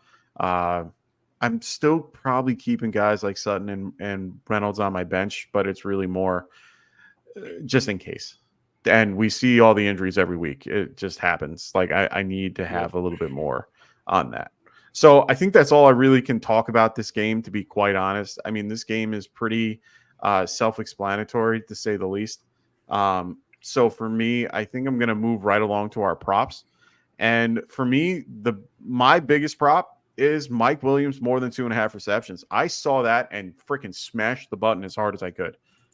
They are involving Mike Williams, and they're getting him a lot more involved as of late. I mean, his particular numbers for this year, he's been just eased in last week against the Patriots. And he is going, where are they? He was in for 45% of the snaps, which is huge. That's a huge jump up. Now, Allen Lazard is overtaking him, but they are involving him when needed. I do think that this is one of those scenarios where they can involve him. 2.5 is a very easy number for him. So I think that got to go with Mike Williams here. I like it. It's a low number. It's one of those numbers where Rodgers is good enough to move the ball around. Feels like 4 different receivers could get 3. Like the number 3 would be brutal for me. I don't think I can get to 3, but 2.5, giving 3 is a win. I like that. I like that quite a bit. Yeah. And it just feels like if he ups his snap count to where we think it could be and has that natural next game progression, he'll be there the rest of the season. So I like it from if I'm breaking down your bet, it's like the mindset philosophy is there. It's like this, it's one of those, this might be the cheapest he ever is because he was always going to be on the field more. Everything leading up to this has been expectedly weak, but the number hasn't changed fast enough because the betting market hasn't caught on to it as quickly. So good bet. I like your bet better than at least one of mine at this point. I can't quit Garrett Wilson though. 54.5 just seems stupid for a guy with his talent. Yeah. He's when the Jets defense, they've got great defenders. They're known for, guys like Sauce. When he's cutting up Sauce in practice, he practiced against Sauce Gardner and he still wins from all the reports. So now the Jets they're finding ways to win games without him. But they're going against Surtain, who is one of the better guys. Surtain, which didn't he just become the highest paid corner, right? Yep. Pretty insane. So that's a problem. That being said, normally you get a guy like Pat Surtain and you go from 75 projected down to 55 projected. You don't start at 55 and then figure it out from there. So I still think it's too low of a number. I think they have to figure it out. Part of me just says I don't know, they're going to figure it out. My favorite bet though, because I'm kind of all in the Jets right now. If I were just putting one bet on this game, this is what I would hit. Braylon Allen higher than 10.5 receiving yards. I love it. I like this one a lot. I broke down the game scripts. I kind of looked at when he got the catches, when all this happened, and it wasn't as much pure garbage time as I think people would expect these catches to be. His snap share was decent. He's being very efficient with all the different kinds of touches, which from a coaching standpoint, we can run him out on any play because he can do anything pretty well. And if this game becomes a blowout because the Broncos can only kick field goals, I think we're going to see a lot of Braylon Allen. Oh, yeah, for sure. I love Braylon Allen in this one. Yeah, for me, this is a stock. You give me the RB2 on the most favored team on the entire slate. He's a flex, yeah. It's just and you're telling me, okay, I need 10 receiving yards from a good pass catcher, RB2. Done. You line up all the things. You're I don't need to know football very well to do the math, and it feels like Braylon Allen is a pretty good bet. Yeah, I like it a lot. I mean, honestly, I love Braylon Allen as a whole. I think I said it last week, he can definitely be, usage on his own, even without, or even with Brees Hall in there. So, yeah. So those are our props for these particular games of the week. Make sure you guys stay tuned next week, and we're going to let you guys know how we did. Hopefully, we are above our 50% like we were last week. We were at 14 and 11. So really excited to see what we have next week for you guys. Yeah. Next, we're going to go do our live Q&A and get you guys your questions answered. So make sure you guys have those questions available, and we're going to get to it right now. We're going to start from the very top. So sorry for those that are just throwing them in there now. We'll get to you, I promise. So we're going to start with 702 B-side. What's going on, man? Hopefully you are still listening to us. You were the first question right when we started at 905. So he goes Godwin, Christian Kirk, and Carson Steele for Jamar Chase. I mean, yeah. Redraft or this is redraft or dynasty? I'm assuming it has redraft. to be redraft. Yeah. I'm redraft. hitting the accept button before he takes it back. You're taking the Chase side? Yeah, why not? Yeah, I think so too. I'm assuming at this point you want to load up on wide receiver. In the I'm playoffs, Godwin's low. Steele's not on your team in the playoffs. Kirk isn't going to be on any league-winning teams. No. I doubt. You're actively Godwin's the only one. Away from it's him. Basically Godwin and garbage for Chase. I mean, the scary part is like Godwin might straight up be 100% a better wide receiver option than Chase this year. Look, my honest take is I would look for better because I think with Godwin's production, I don't really want to trade Godwin. I don't want to sell high on Godwin. Let me be clear. I think Godwin's going to have that role in a pass-heavy offense where the running game, I mean, the backup might get some more work, but like it's a passing touchdown-heavy team and a passing-heavy team. I kind of want to keep Godwin, but that's to say I love Chase. I absolutely love Chase, and you might not be able to get a cheaper version of Chase at the production that you're going to get from Chase. It's a league-winning play. I like it most because Kirk and Steele feel free, and you're just like flipping Godwin for Chase somehow. So like stylistically, if Chase finishes as a top 3 wide receiver, and he probably should, you should do this deal. Yeah, go for it. Then we got Joe Ortiz. Need a QB or need a tight end this week. I'm assuming with Evan Ingram and Trey McBride out. He goes this week for waivers. He goes Zach Ertz, Mike Gesicki, or Tyler Conklin. Ooh. Now, I like 2 of these guys a lot. I like Conklin and Gesicki. I think I'm going to lean Gesicki here. Yeah, I'm with you. I think I'm with you on that. I don't think the passing volume needs to be there for the Jets since they're so overwhelmingly favored. I like Gesicki here. Yeah, and he said I forgot about Taysom Hill too, so maybe he's another option. I don't hate him for this particular matchup either. He does pretty well against the Falcons in the past. So for me, I'm pretty good with Hill too. So Hill or Gesicki, I'm on board with. I'm Gesicki over him at this point. If Olave and Kamara were like randomly out, though, if one of the 2 are out, which I am assuming that Olave is, I'm loading up Taysom Hill without a problem. Yeah, I would want for me the more interesting one is like if Kamara went out. Like, Understood. holy Hill at this point. But Kamara's only banged up; he's going to play. No, he'll be playing. I like Gesicki a little more.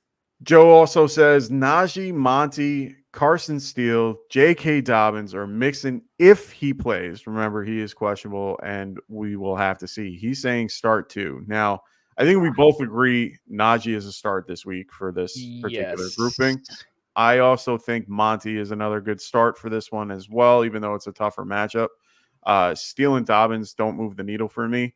I kind of like Mixon if he plays, but he would be limited. So I think I'm going to go with Monty and Najee.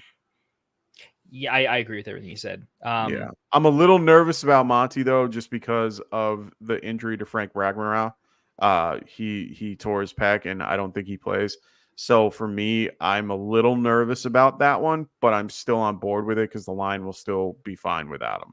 Monty's locked in for me. It's between Najee and Dobbins. Mixon is you just don't have to Dobbins, take the risk. I'm nervous because I don't think Justin Herbert plays. So if Justin Herbert doesn't play, I can't do it. My tiebreaker is Dobbins has too many things that can go wrong. Oh, 100%. Where Najee things are already going right. Yeah. It's not. yeah, I'm just trying to stick to the process. Monty locked in. Najee, without Warren, I think Najee might be able to catch 4 or 5 balls. So if it's I think PPR so, league too, I think Najee has such a safe floor. Yeah, I think they're going to involve Calvin Austin though too. Don't hate your team. Your team seems legit. That's great running back room. Hope the wide receivers match it a little bit, but nice. So Perry Williams goes, traded Hill, Pittman for Justin Jefferson and Brian Robinson. Needed running back depth and tired of Hill. I don't hate that trade. I love that trade. Yeah, I think you did pretty well at the end of the day with that particular trade. So Camden Christensen, what's going on, man? Glad to have you on the show.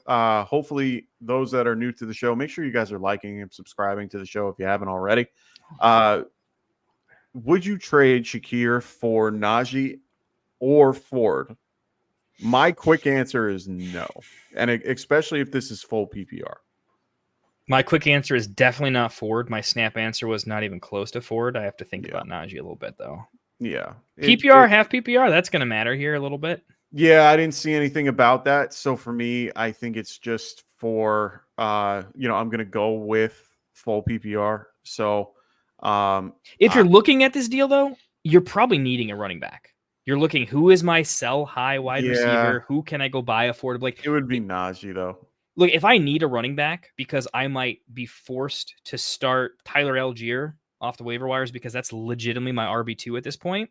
Yeah. That could cost you a week. Yeah.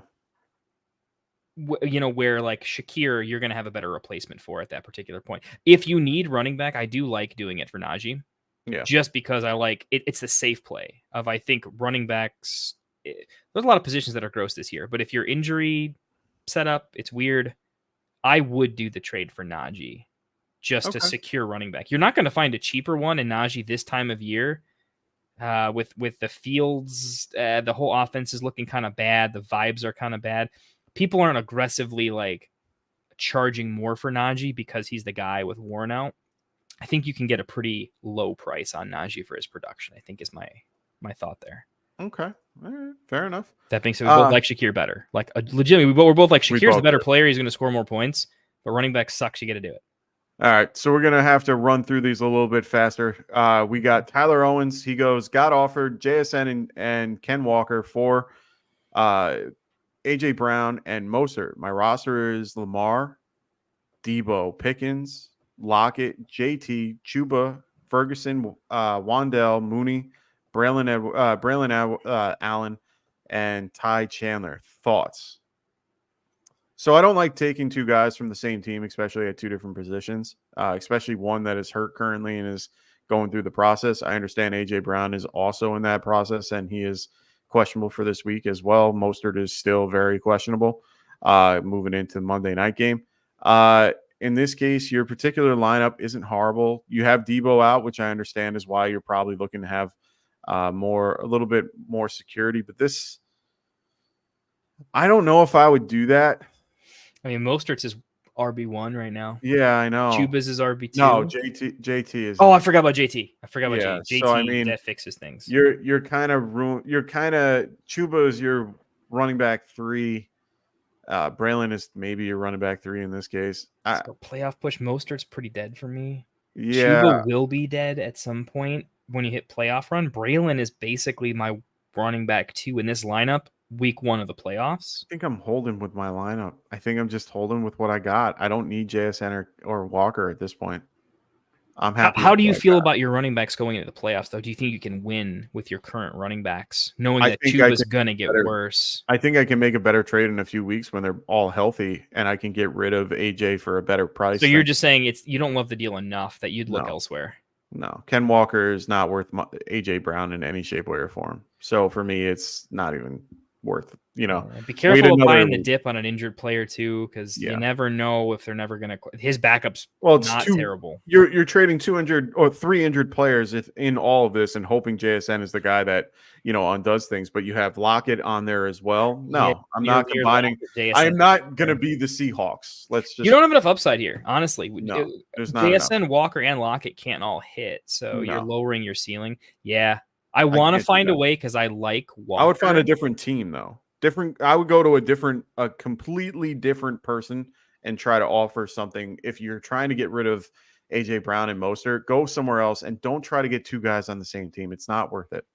I mean, JSN's a good buy low. I like the idea for Ken Walker. Yeah, I'd look elsewhere. Yeah. Hit us up again if this is just the only thing you have on the table, but I think you can do better. Yeah, definitely can do better. World of Guz, what's going on, man? He goes, start one. Ayuk, Jacobs, or Monty. Now, I need a little bit more clarification here. If it's half PPR, I'd be smashing on Monty just because I like the matchup a little better. If it was full PPR, I'm probably going to lean Ayuk here.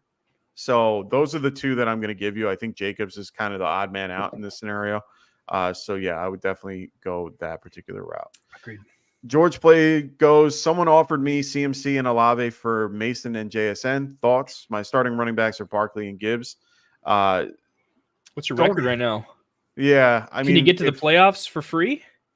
Because if so, I'm like I'm not. I would rather just keep who I got, to be honest. Only because I think like Olave versus JSN come week 14, I think is like not close. I think Olave figures it out. I get why they're doing it, and it makes sense in the long term. CMC, I don't think plays. Honestly, I don't think CMC plays this year. Or that's my hot take. I honestly don't think he plays. I think he's going to be another 4 weeks, if not longer. I think it's going to get to that 5-week mark. They're going to be like, nope. I don't expect him back legitimately until I don't see him back until 12 maybe. Yeah, that's my earliest. I'll say I'm giving my advice on this thinking he's out until then though. But like George, you got to ask yourself, are you getting to the playoffs without basically everyone on your pretend CMC doesn't play until week 1 of the playoffs? Yeah, are you for sure? Are you risking your playoff run to get there? This is one of those trades where you could actually get yourself locked out of the playoffs before CMC even becomes relevant, which is if you ever play any poker, for you poker nuts out there, I'm wearing the WSOP hat. It's it's just a nightmare when it comes to expected value. Yeah, you're making a mistake you don't need to do. So and I think that's where Mike is going with this, is you don't need to do it. No, it's not a smash. There's some smashes where you're like, look, I get it. It's crazy. The reward's too much there. You're not getting enough of a reward here to take it on though. And Mason can get you through with at flex. You have JSN that can be good depth on wide receiver. You're fine for now. Don't try to do too much. We got Matt Friend. What's going on, Matt? How you doing, brother? Good to see you. Like I said, for new people, make sure you guys are liking and subscribing as well. We're also going to be moving back to back with our next show at part 2. So don't worry. Once we're done, it's going to transfer you guys right over to their show. So we're going to try to get it done as soon as possible. Matt goes, he's 1-2. It's a 10-team league, full PPR and redraft. Okay, cool. So he's saying start your boy A-Rich, Gino, or Sam Darnold. That's a tough one. That's a tough one for me. I mean, I have currently Anthony Richardson at 12, Darnold at 13, and Gino at 17. I'd probably lean a little bit more. The fantasy analyst in me tells me that I should be telling you Anthony Richardson. I would probably prefer Sam Darnold just because I like Sam Darnold a little bit better as a quarterback overall. So for me, I'm going to lean Darnold.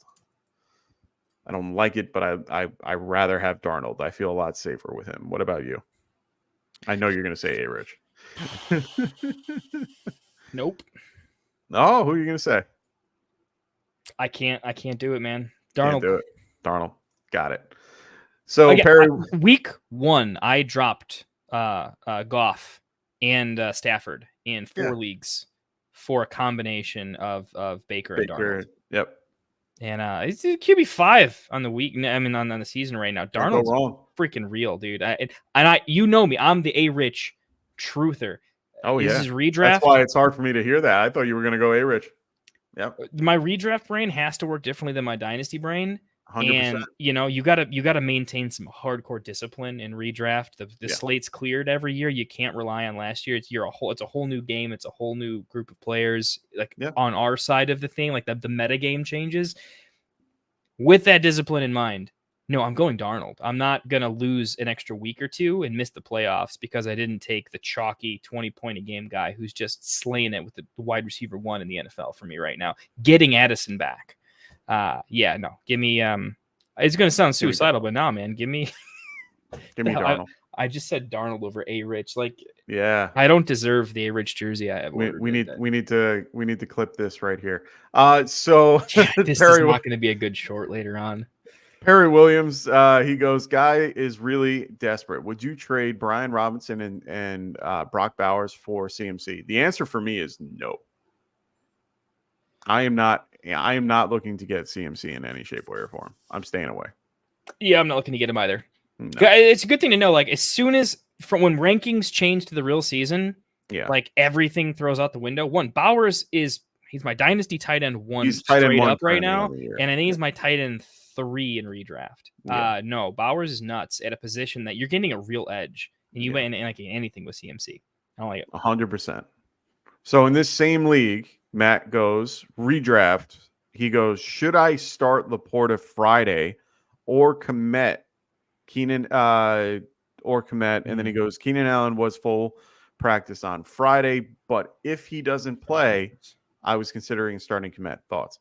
So for me personally, I'm starting Laporta regardless. I know he's been playing like crap.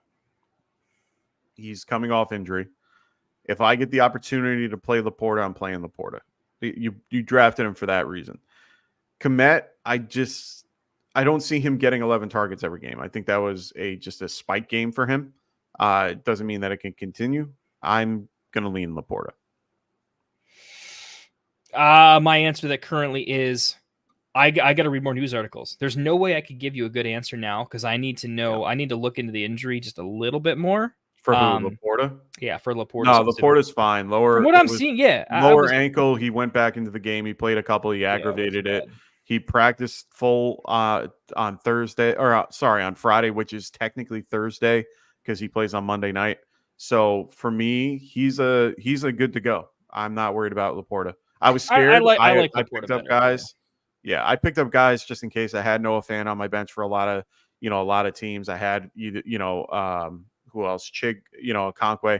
Like I had a lot of guys that I was, throwing into my lineup just in case because it was scary. He's good, and especially since he's a Monday night game. So I understand that. But honestly, you forget fine. Last week with Komet. Look, Laporta has definitely had like an unlucky streak when you look at how the touchdowns have come. We drafted a lot of Goff because the matchups were good because he plays indoors. The passing touchdown volume should go up compared to the rushing volume.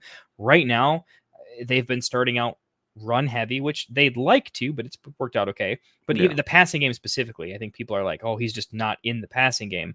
Like I say, last year, there was a lot of broken plays and stuff like that too. He just got open a lot in the 10 touchdowns. Certainly didn't hurt anything. Yeah. He's had plenty of schemed up looks in the red zone. They wanted to give him a touchdown in the red zone. I think it was 2 weeks ago. Fingertips didn't happen. It wasn't a greatest throw. They're going to get him involved, but I think if you want like the metric I'm looking for is the red zone opportunities, in my opinion, how I project them week to week for Laporta is just significantly higher than Komet having to compete with all the options on that team, plus the lack of red zone looks in its entirety. If you just say how many red zone trips Detroit's going to have compared to Chicago, that in and of itself already should make you lean the Detroit tight end, regardless of who he is, just based on like they're going to see the red zone. It's a better 4 times more than Chicago, right? So by that metric, and he's a better player, you start stacking them up, and I think it should bring you back down to like, wait, this is just a little bit of an overreaction. It's a good thought, but I don't think it's a play I would make. Yeah. No, I'm not doing it. So BKB goes wide receiver 2, Pickens or Olave. Unfortunately, it's got to be Pickens. I don't trust Olave coming off the injury on Friday. Olave's confirmed out, I think. I read in chat. Someone said that, but I have not seen confirmed out. It's still questionable. Are we at the point with chat? Can we trust them? Chat, if we ask you to go look something up. It's nothing personal, but I follow a very big, I follow a lot of good sources, and I make sure, I follow Nick Underhill, who is the... Oh, Nick's great. Oh, who clicked that? That was not me. Someone clicked that. Oh, of course. We have Rasta in the chat, and he's in the wrong room. Get out of here, Rasta. Anyway, So Nick Underhill. Yeah, follow Nick Underhill. He's your best. For those that option. don't know, who is he, by the way? Because this is some good advice from like the channel, from people who obsess over this. Like, you guys should know Underhill is the best. He is the beat writer for the Saints. Follow him if you're looking for anything Saints related. Honestly, he is the guy. So I haven't heard anything from him saying that he's out, but it is strongly suggested that he probably won't play. So I'm not going to say he's out until he is out. And I'm going to go with Pickens regardless. Mm-hmm. Yeah, and you win some money. We're throwing a couple coins on Pickens anyway, so there you go. Yeah, for sure. TJ Flip, what's going on, brother? Oh, my God. What are you doing here? Hey, look who it is. The fearless leader. Guys? How's it going? I have 3 minutes and I got like 100 questions. Get the hell out of here. I'm just hanging out. Go ahead. All right. So we got a 10-man. It's just me PPR. tonight on my show, okay, so I'm crashing fine. your guys' show. All right. Dude, We'll try not to keep you too long. So we got. How's my sound? You're a little low, but you're okay. You sound like you're far away. How about that? Chat, you want to help? You want to help Rasta sound check, guys? It's my new mic. Give him like a 1 through 10. Oh yeah, no, got to go closer, brother. It's my new mic. All right, got to go I can closer. go volume up too. See, I don't have anyone to change your gain up a little bit. All right. How about now? I know nothing too about much better quality. This is really interesting. Wait, try it again. Testing. Yeah, you sound much better, but I would definitely bring it up to you a little bit if you can. All right. Well, I mean, you pretty much you used to sit like this to the mic, so I think that's what I mean. So I don't want to be so too much loud. better. No, yeah, you were fine the way you. Yeah, you're better right there. Good investment. So. Good investment. Yeah. Rasta and Classic will take questions on audio setups as well if you're looking to get into the game. Yeah, I can definitely help you there. So TJ Flip in the house going 10-man PPR, full PPR, 1 QB, 2 running back, 2 wide receiver, 2 flex. Someone wants to trade me Bijan and DJ Moore for CeeDee Lamb and Higgins. Current team is Kyler, Gibbs, Najee, CeeDee, Olave, McBride, Deontay, Higgins, Kupp, Hopkins, Braylon, and Bucky. Ay. I know what I'm doing. What are you doing? Go for it. I'm doing it. Okay. I'm pulling the trigger. I'm doing a buy low on Bijan and DJ Moore at the same time play, and I get to live the rest of 2024 without having Higgins on one extra lineup, which is I'll probably live 3 years longer if I do that. Minimum. My insurance company should be subsidizing that trade. All right. What about you, Rasta? I was just hanging out, but it's a no for me. I'm keeping Bijan. Okay. No. So it'd be a yes for you. Bijan is they're getting Bijan. Oh, they're getting Bijan. Oh, yeah. So I want the Bijan side. That's what you said, right? Yeah. I want the Bijan. I think Bijan's a 16 point a game, gonna go up to like 20, 22 point a game. All right. We're gonna get up there.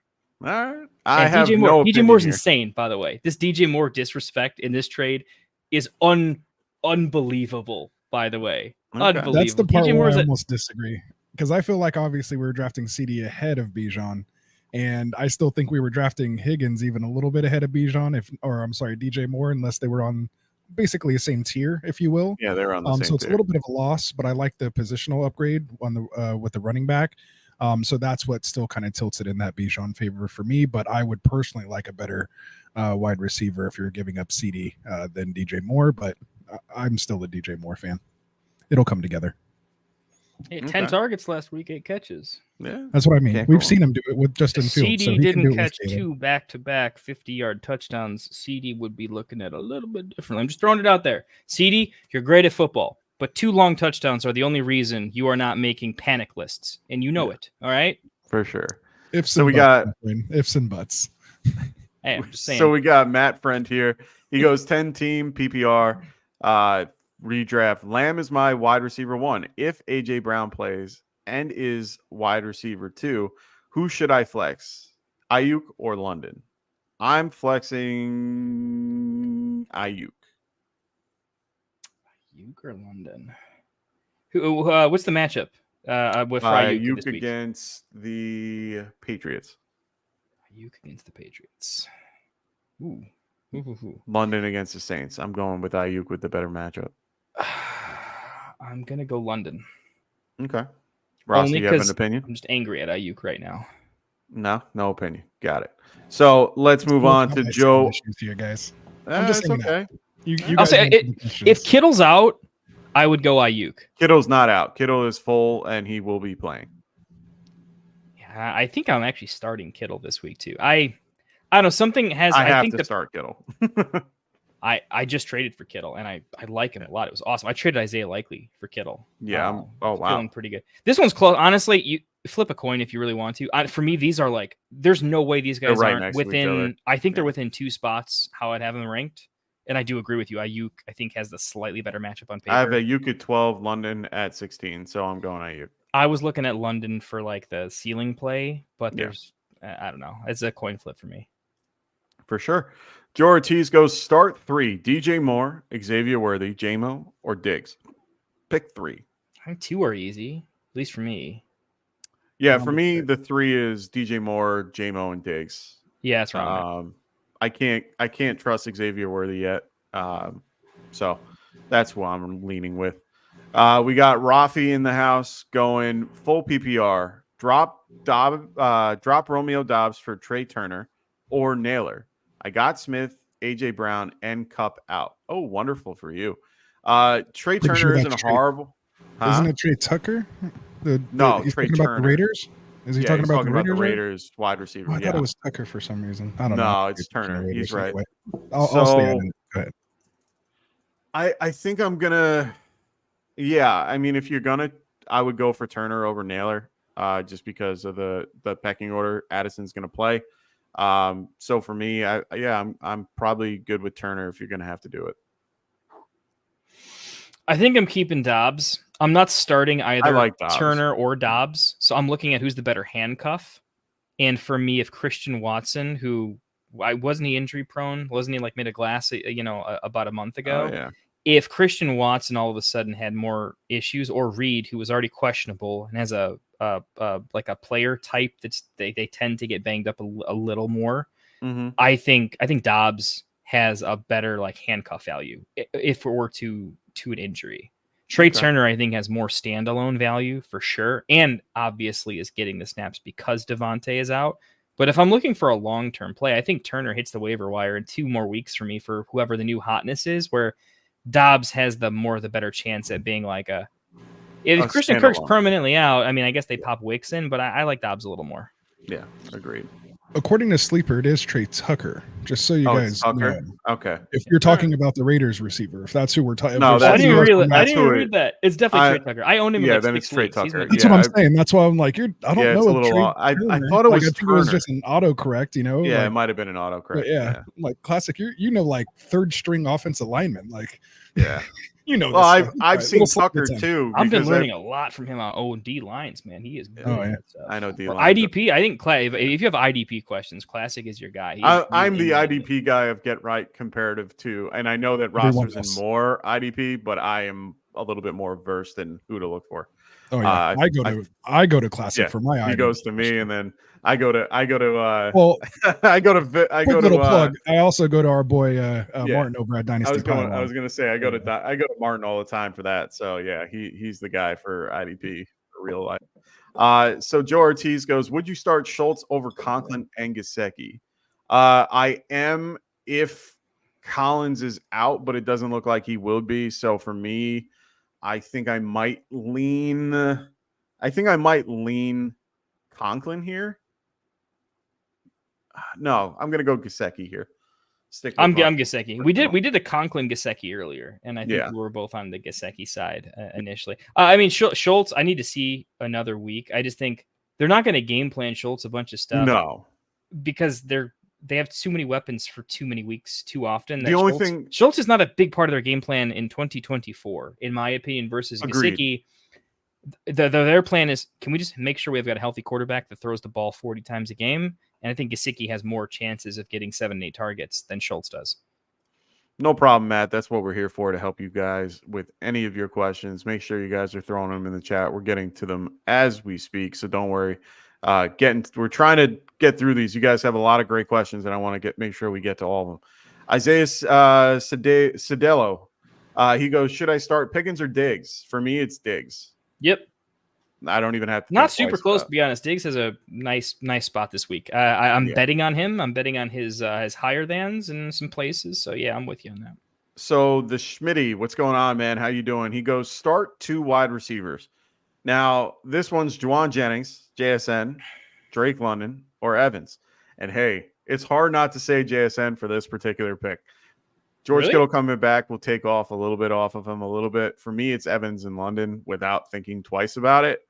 But Jennings is a very interesting pick, to say the least.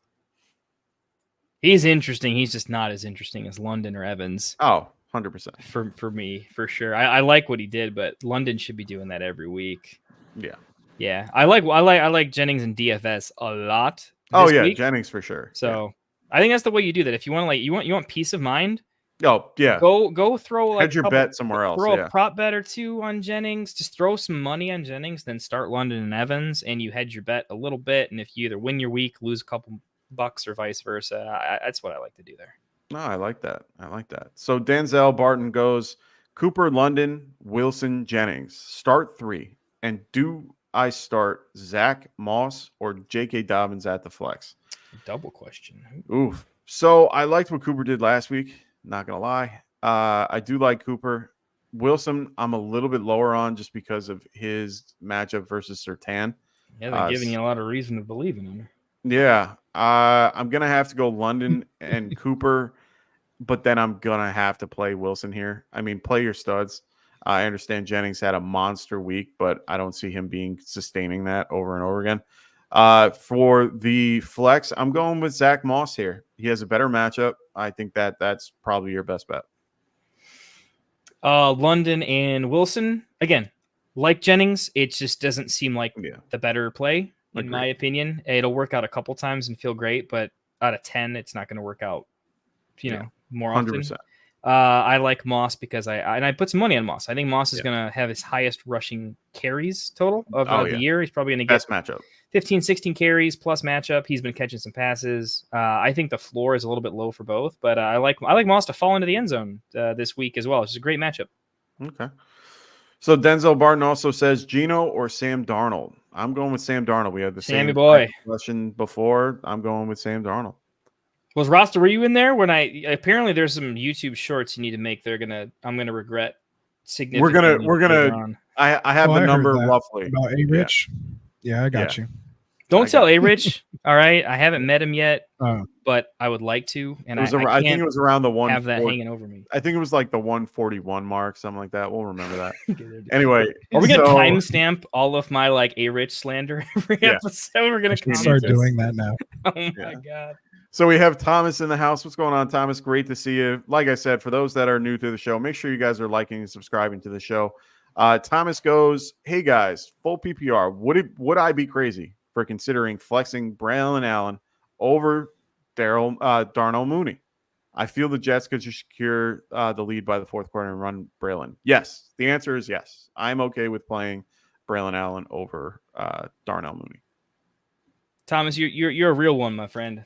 I like you. I like you a lot already. I don't think it's crazy. I think it's actually a smart move. I think I'm there, to be honest. I'm straight up there. I'm really high on Braylon Allen. I already was before I saw him play a snap this season. It feels so good to root for the guys that you think. And my whole off season was, guys, Braylon Allen's going to see a lot of fourth quarters. And I think he's secretly pretty good at catching passes. And he's going to develop faster than anybody else in the league because he's 16 years old. I mean, it's stupid. He came into the league younger than Joe Mixon did or something along that. Just insanely young. He's 20 years old right now. He's going to get better, faster, stronger daily. I like that a lot. If that game's one side, sure, Mooney can make you feel stupid. 40-yard touchdown pass, and you're like, oh, that was fun. But if Mooney doesn't catch a touchdown, I think Braylon absolutely. I would be willing to bet some money if unless Mooney catches a touchdown, Braylon definitely outscores him. 100%. So we got Caden in the house. What's going on, man? He goes Jerome Ford or Shaheed for my last flex spot. This one's coward. A little tougher. I think I'm going Shaheed. Don't be a coward. Do it. Go big. Whoa. Yeah.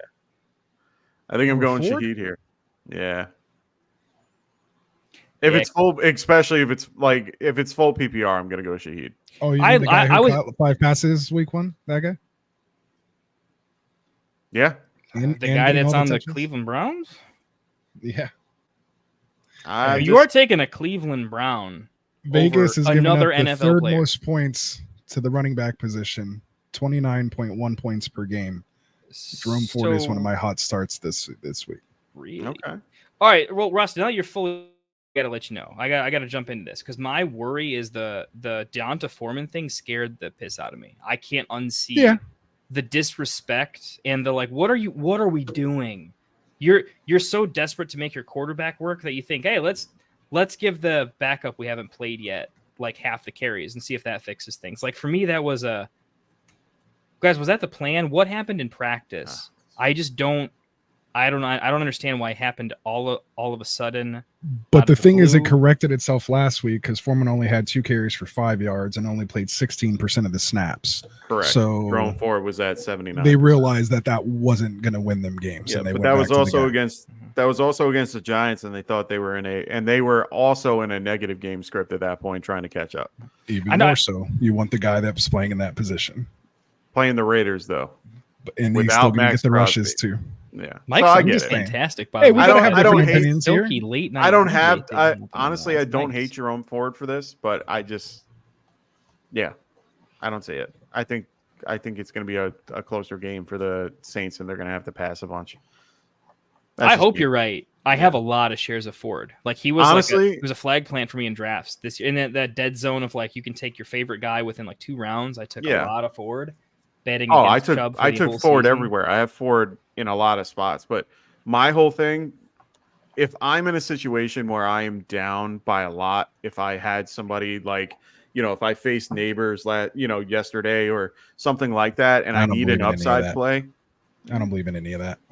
Doesn't matter what day the points were scored. Yeah, just say that happened on Monday and they just come back and beat you at the end. Like that shouldn't affect who you're starting on Sunday. Is all I'm saying. But fair enough. Well, if it's big, if they started like if Cole, I need an upside play. I need something he's a bigger boom bust play. I think that would Jerome Ford. But you know what I mean. I got you. To be fair, we got to start a different player than if we're down by that me so much. I know, man. I haven't been able to argue with you in a month, man. Like, I know, right? That's why I had to jump on here and because this is what we used to get on. This is why our shows lasted 4 hours because like 2.5 hours of it was just us trying to change each other's mind. Well, now in this particular case, you have another few hours on your own to kind of do that and try to talk to yourself. For sure. And I have that game, so I'll be covering that game. I know you so got that that's why I was on the ready with that defensive that nice stack. So, I like it. So is this a Pratt Firemuth week? No. To me, it is a no. It's not a Pratt Firemuth month. No, it's not even a Pratt Firemuth quarter at this point. Yeah, season. Sorry. So we got Rafi moving on. He goes, I got Devontae Smith, AJ Brown, and Cup out. Roll with Dobbs or drop either Benson. P. Wright for either Trey Tucker. We got Tucker this time. Hey. And Jalen Naylor. We already kind of told you Dobbins, but I think I would drop Trey P. Ryan. Yeah, I think I would drop P. Ryan out of that. I would drop P. Ryan for Trey Tucker. For Tucker, yeah. Only because he's a spot start for me. I like Naylor. Like I like him a lot. I liked him as like a dynasty dart throw early, but he's not going to be as relevant with Addison back. I don't see the upside. Yeah. Addison season. Yeah, for sure. I got an extra share of Addison too today. Nice. You might like that. Welcome to my portfolio. I just need him to do good. I'm so invested. So we have Master Vader. I love it. Love the title. Nice name. He goes BJ. He goes Brian Thomas Jr. Yeah. Whoa. Freudian slip. Yeah. You know where Mike's mind was going there. Hey. Oh man. Can we get a super chat for that one? Good job. Yeah, I know. Jeez. Anyway, Master Vader is looking to see if we should do Brian Thomas Jr. Romeo Dobbs or Jalen Waddle.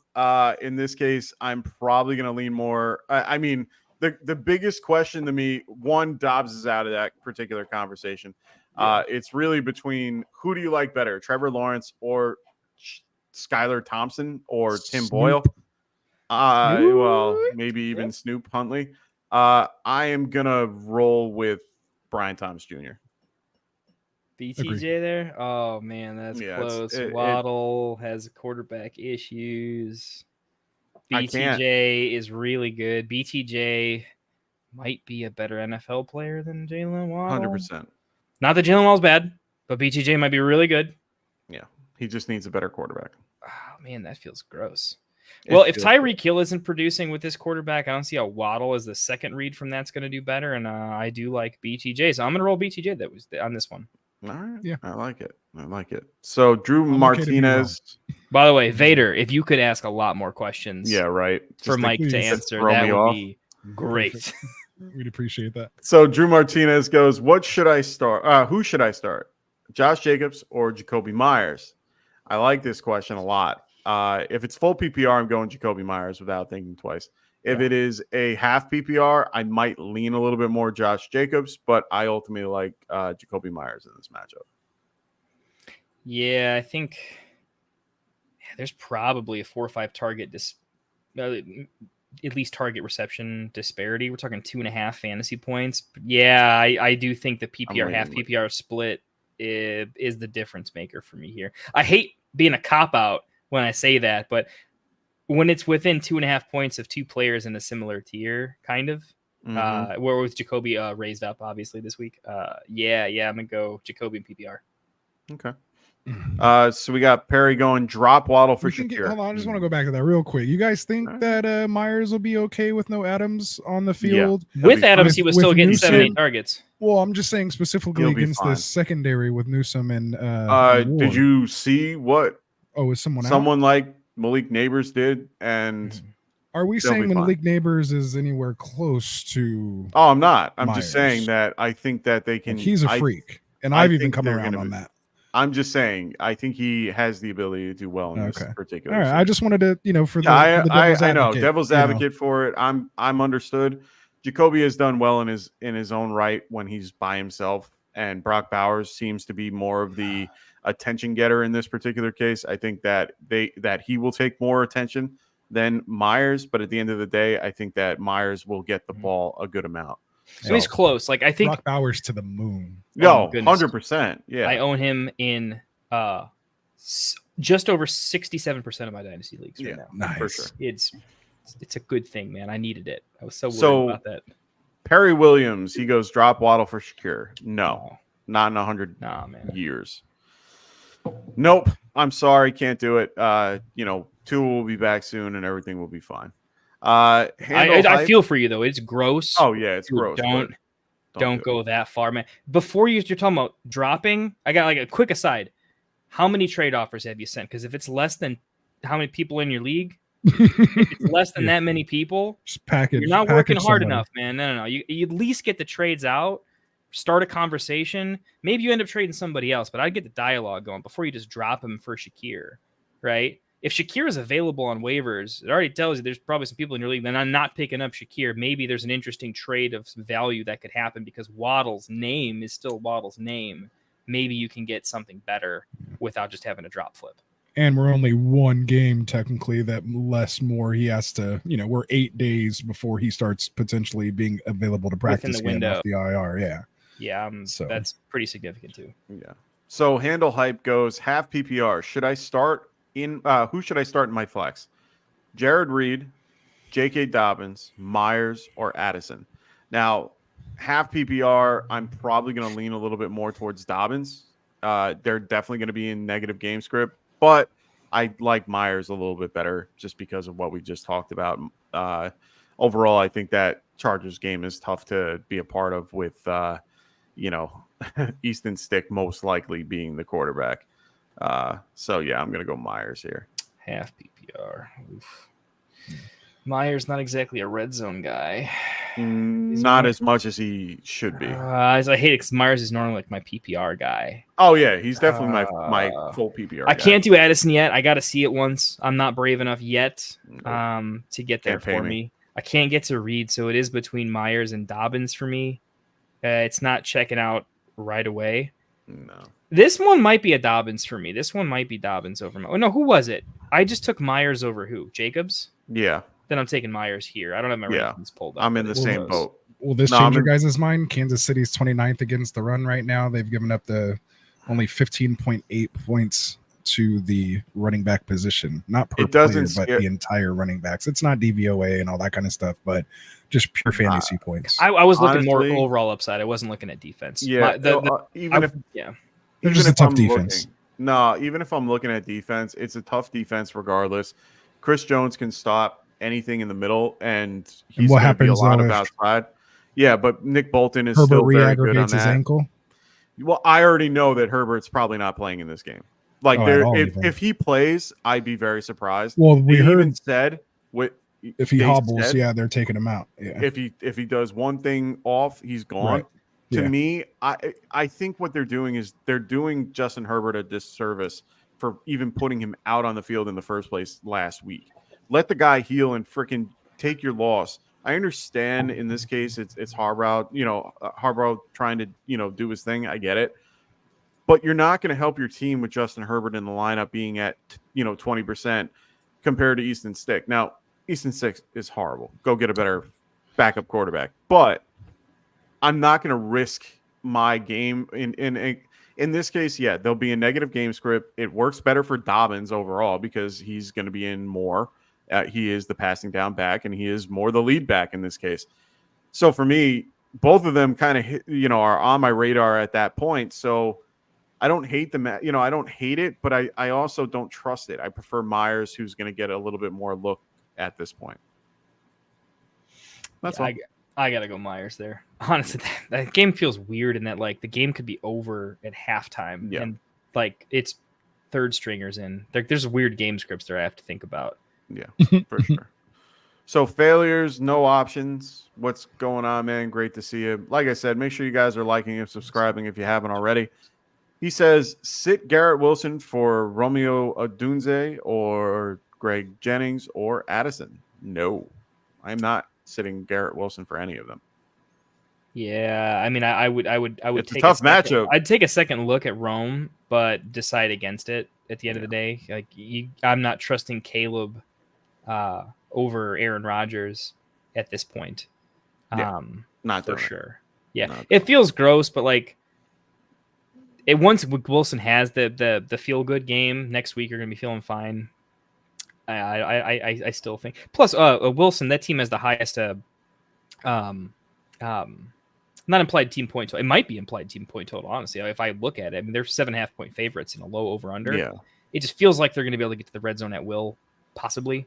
I like Wilson. And even if Denver gives them trouble, they still are going to involve Garrett Wilson. So I'm not too worried about it. Yeah, no, roll with Wilson. No. So right, Alex, I'm going to cut out, guys, and get ready for my show. So I see you guys got 5 more questions. So I'll see you guys later.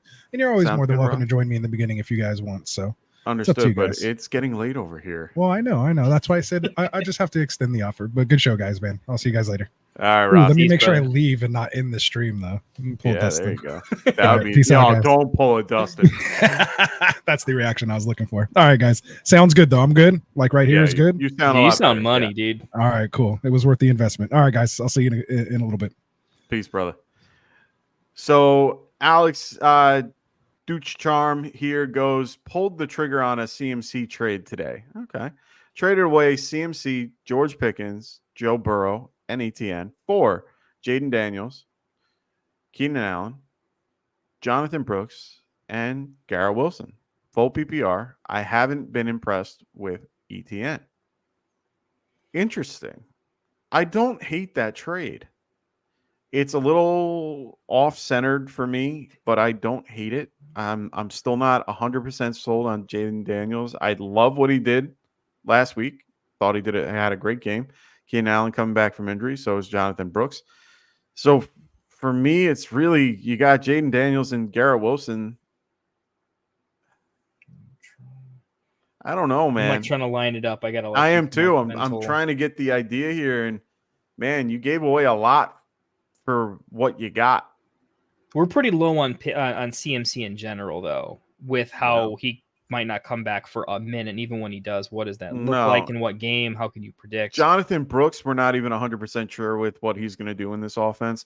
We think it's going to be something. I'm getting pretty good. excited about Brooks, though. I got to be honest. I'm getting pretty excitement. That quarterback change for me was like, oh my God, it's happening. Here we go. Well, and we'll have to wait and see. But honestly, he's still recovering from an ACL surgery. It's not like he's going to be, right off the bat being awesome. Like, it's going to take him a few months to get himself settled.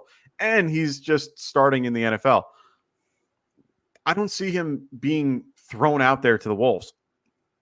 They're going to ease him in, and it's going to take some time. So if this is a long-term investment for like a dynasty league, completely agree with it. I think this is for a dynasty league, this is an awesome trade overall. Getting a younger overall quarterback, you're getting a younger running back, you're getting a star wide receiver, and you're trading away a lot of things that are pretty much going down the crapper at this point. I'm okay with it if it's dynasty. I'm not okay with it if it's redraft. That's how I'm thinking about it. I wouldn't say I wouldn't hit the smash button on the redraft side of things, only because I would definitely change. I just think it's a close deal worth analyzing. Yeah, 100%. Where I'm ultimately at is if you have a very particular take or two, right, and you've been doing this a minute, it's the type of trade that, like, if my personal rankings that I didn't, I really went with, like, if I'm really into a player, I didn't just still drop him closer to like ECR. I was really just in on my guy, right? I was pretty in on Brooks, Wilson, and Jaden Daniels. Now the season's come around, right?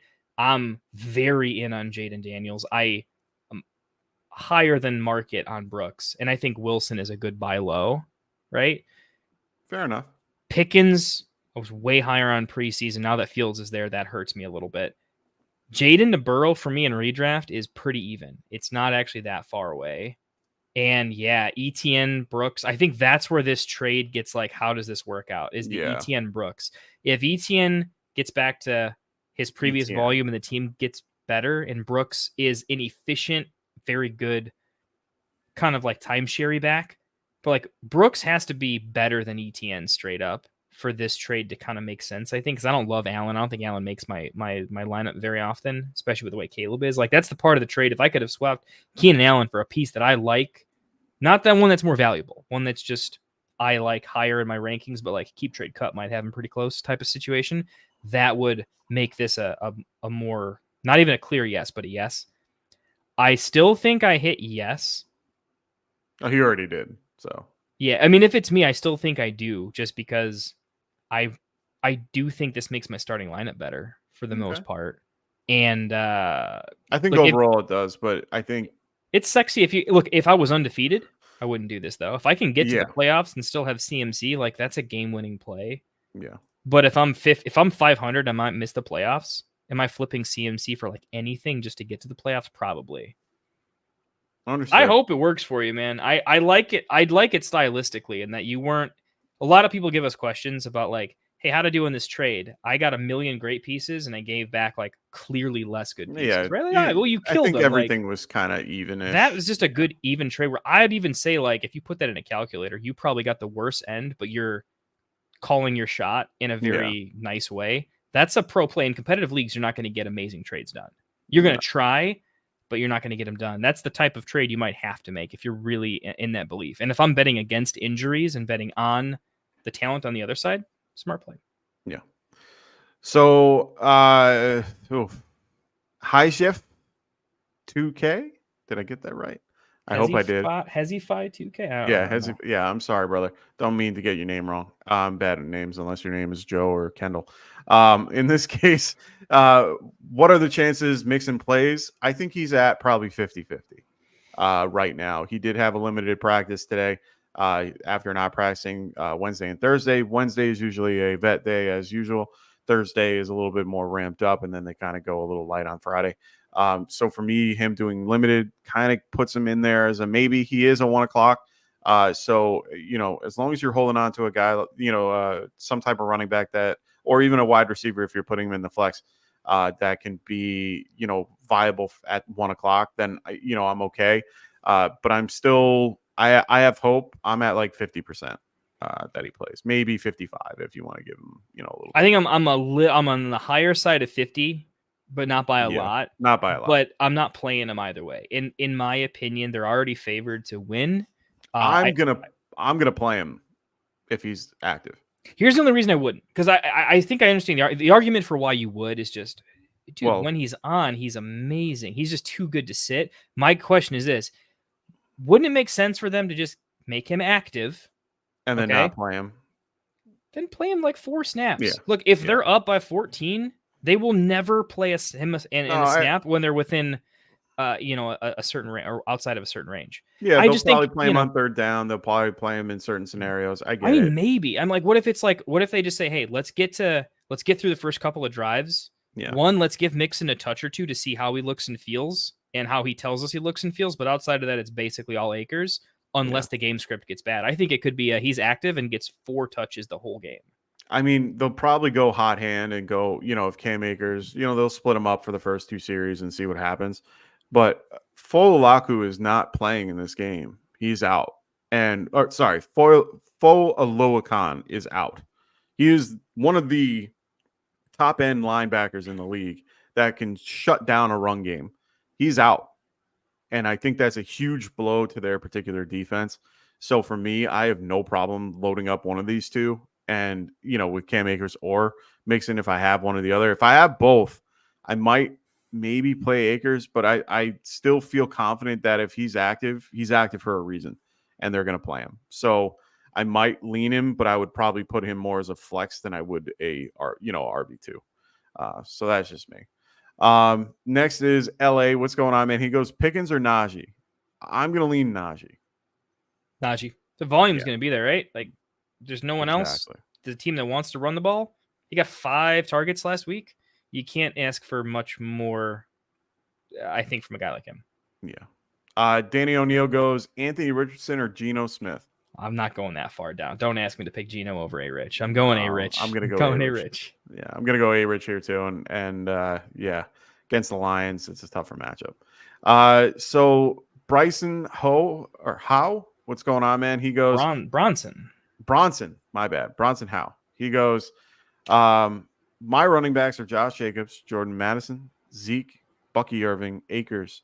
Should I trade Jordan Mason anticipating the return to McCaffrey? My running backs are going to be bad when I lose Mason and McCaffrey comes back. No, do not trade Jordan Mason at all. Like we've said before, hopefully you listened when we got to that, conversation.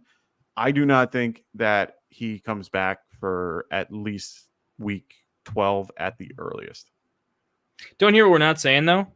Yeah. Did it mean you should still put some feelers out there? Where you clearly win the trade, and then the thing we're saying is when we get to the negotiation and it's close and you're like okay with the deal, probably still no is what we're saying. Like Mason might be good literally all year. I think Mason is their lead back until further notice, you have to kind of keep CMC out of your head for the now because I don't see it happening. His trip to Germany is like a good bad thing. Like it's good that he's going to get it figured out. They do have a treatment to help him, but who says that it's going to work? And 2, it's one of these injuries.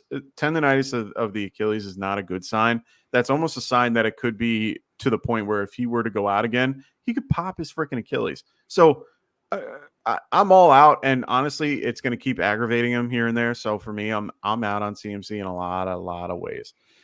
He goes, maybe I could trade Mason for James Conner and a 1 of Swift or Rashad White, or maybe I can get both Swift and White. I mean, I might be inclined if it's Swift and White, but honestly, I really don't want to get rid of Mason unless it's absolutely necessary. Yeah, I don't know. If you have a guy like him right now, I don't know that I'm looking for like.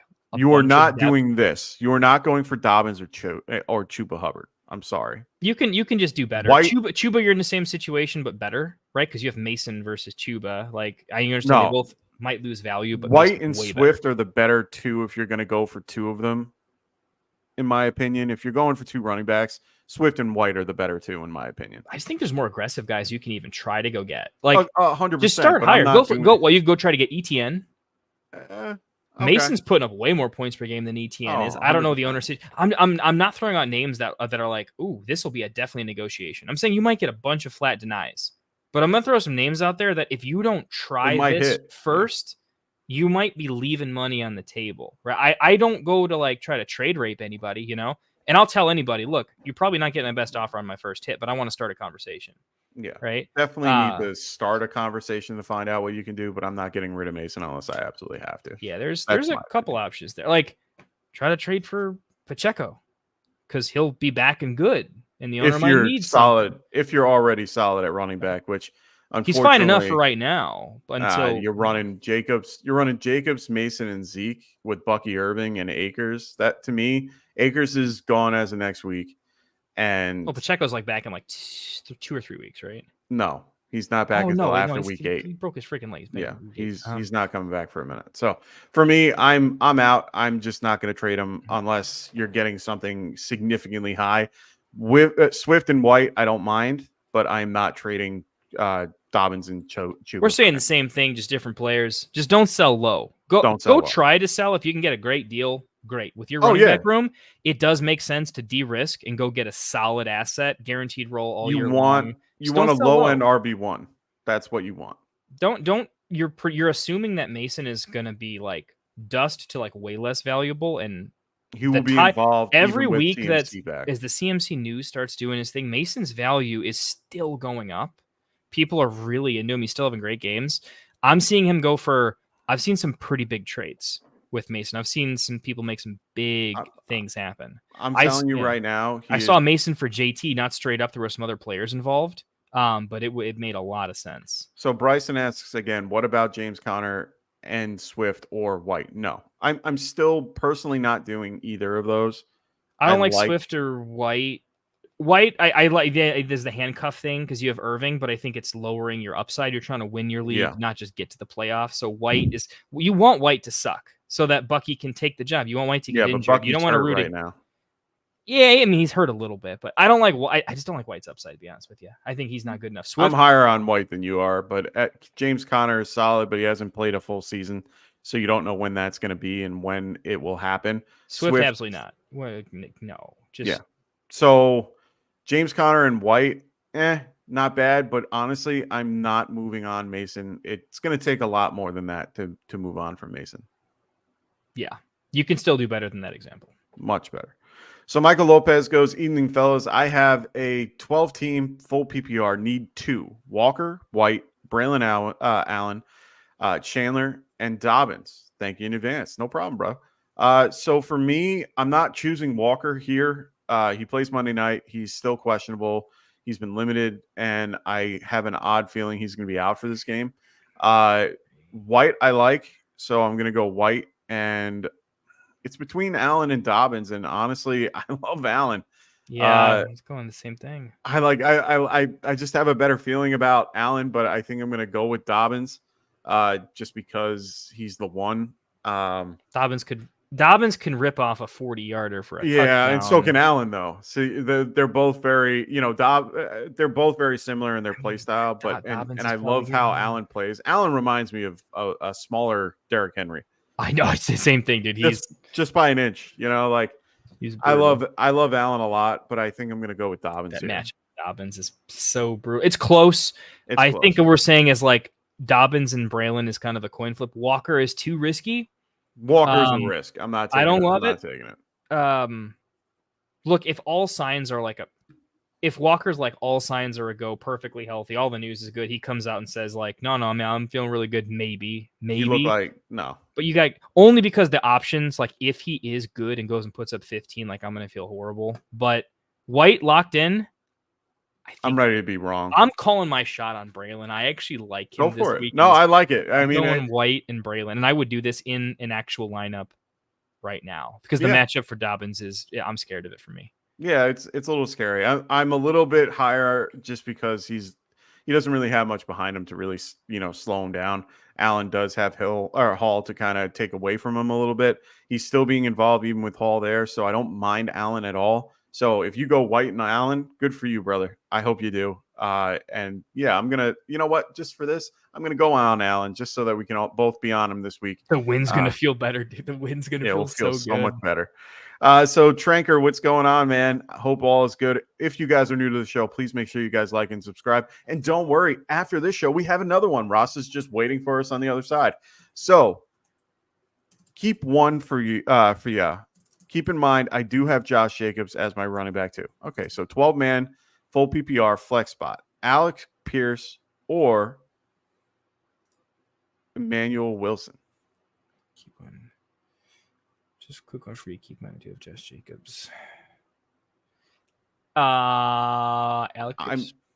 I think I'm going to go with Alec Pierce regardless. It's hard to play two guys from the same team when they don't have that high of a, their team isn't really a heavy rush team. They're only heavy rush now because they don't have, Jordan Love. So we could go from there.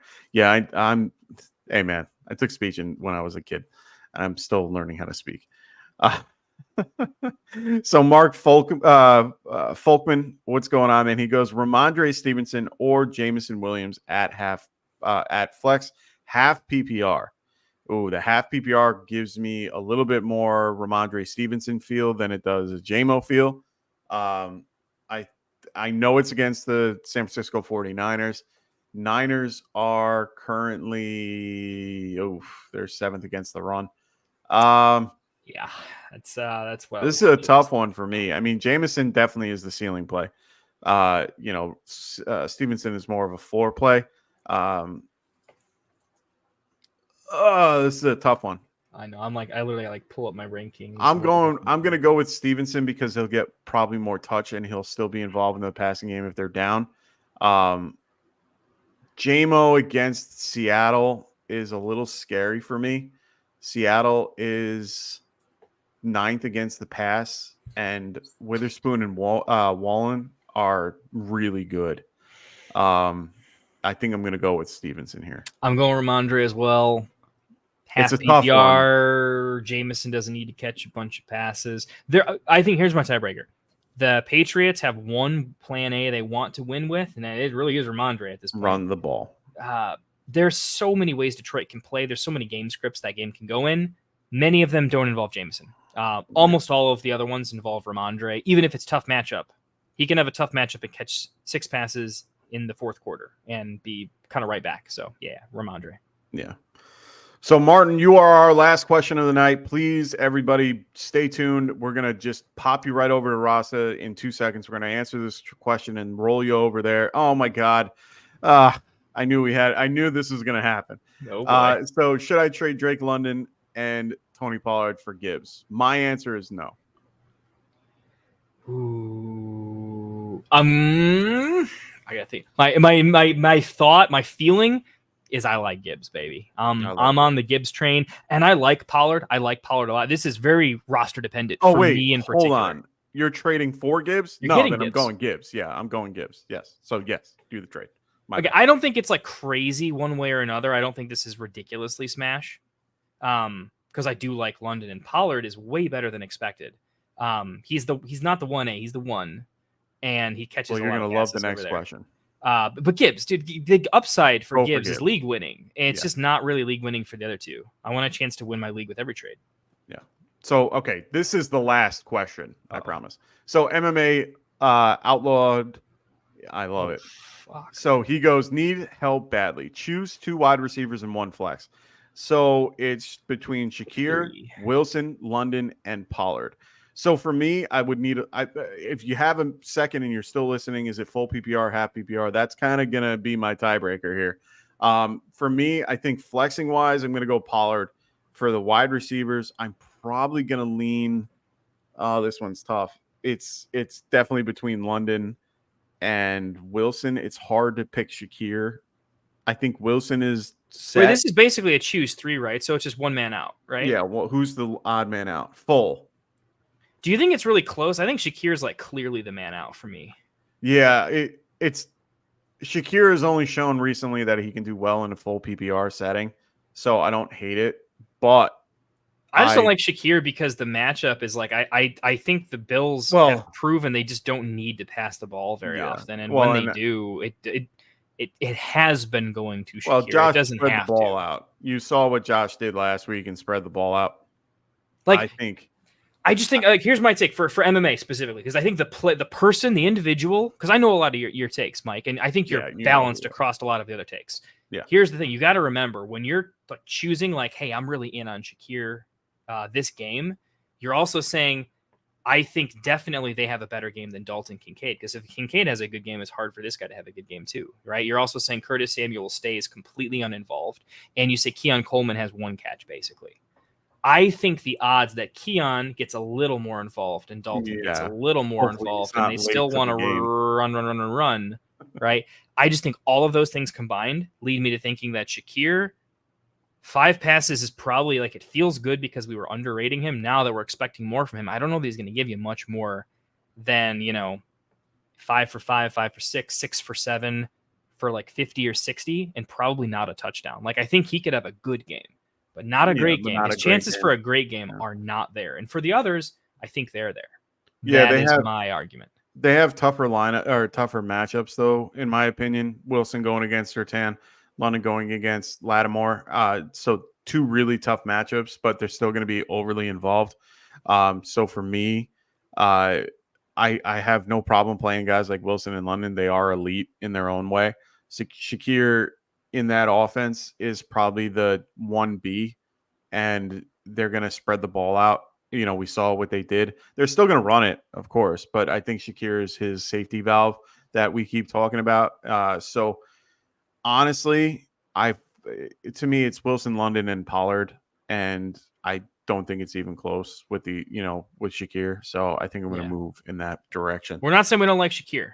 Agreed. The other players are just too talented. So who's PS2? I don't know who PS2 is. I didn't catch that right away either. I was trying to figure out who PS2 is off the top of my head.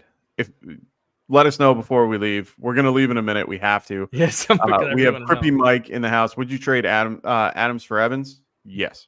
Yeah. Yeah. Not gonna. Another trade. Should I trade Olave for Mixon? No. No. You should not.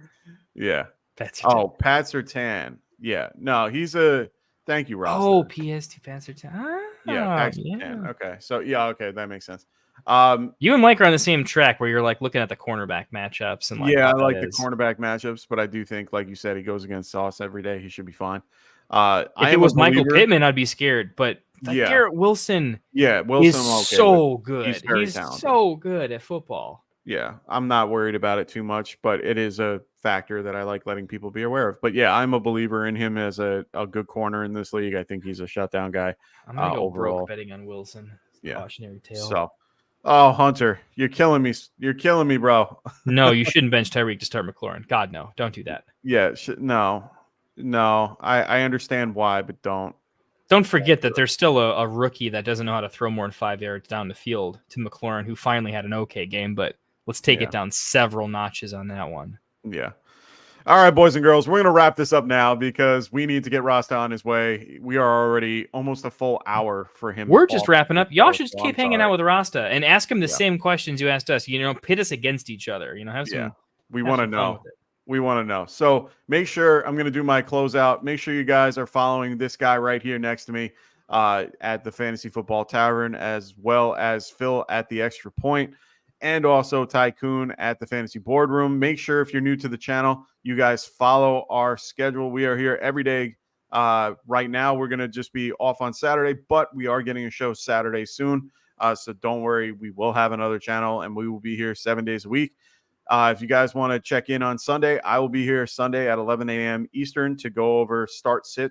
So make sure you guys check me out on Sunday. All right. And actives and inactives and all that fun stuff. So make sure you guys check that out. All right. So everybody enjoy your week 4 matchups. Bryson, make sure you guys go watch Rasta. My quick reaction to you. No, I would not trade Josh Jacobs for Pollard and Najee. No, I wouldn't do it either. No. And definitely, Rasta's having a pretty good year in fantasy as well. Yeah. I think he really nailed his wide receivers in the mid rounds this year. Really, really killed it. So Ross is gonna be awesome, and it's just him. So for all of you long-term Get Right fans, yeah, you get them all to yourself. So yeah. Good luck, everybody. I hope you guys have a wonderful week 4, unless it's against me. And I hope everyone has a wonderful rest of your weekend. So, Kendall, thank you so much for joining me. Always fun. Thank you for everybody in the chat. We really do appreciate everybody in here. So thank you so much. I'm not going to go through every name because we have too many. We had a really fun night with everybody. So make sure you guys stay tuned. You're going to get pulled over right to Rasta, and we'll see you soon. So for everybody here at Get Right Fantasy, thanks to guys like Frank, Dustin, Rasta himself, who's waiting, Phil, Tycoon, my boy Kendall over here. Have a wonderful weekend. We'll see you soon, people. Peace. Bye. Wanted to write fantasy is the play. Marking off and but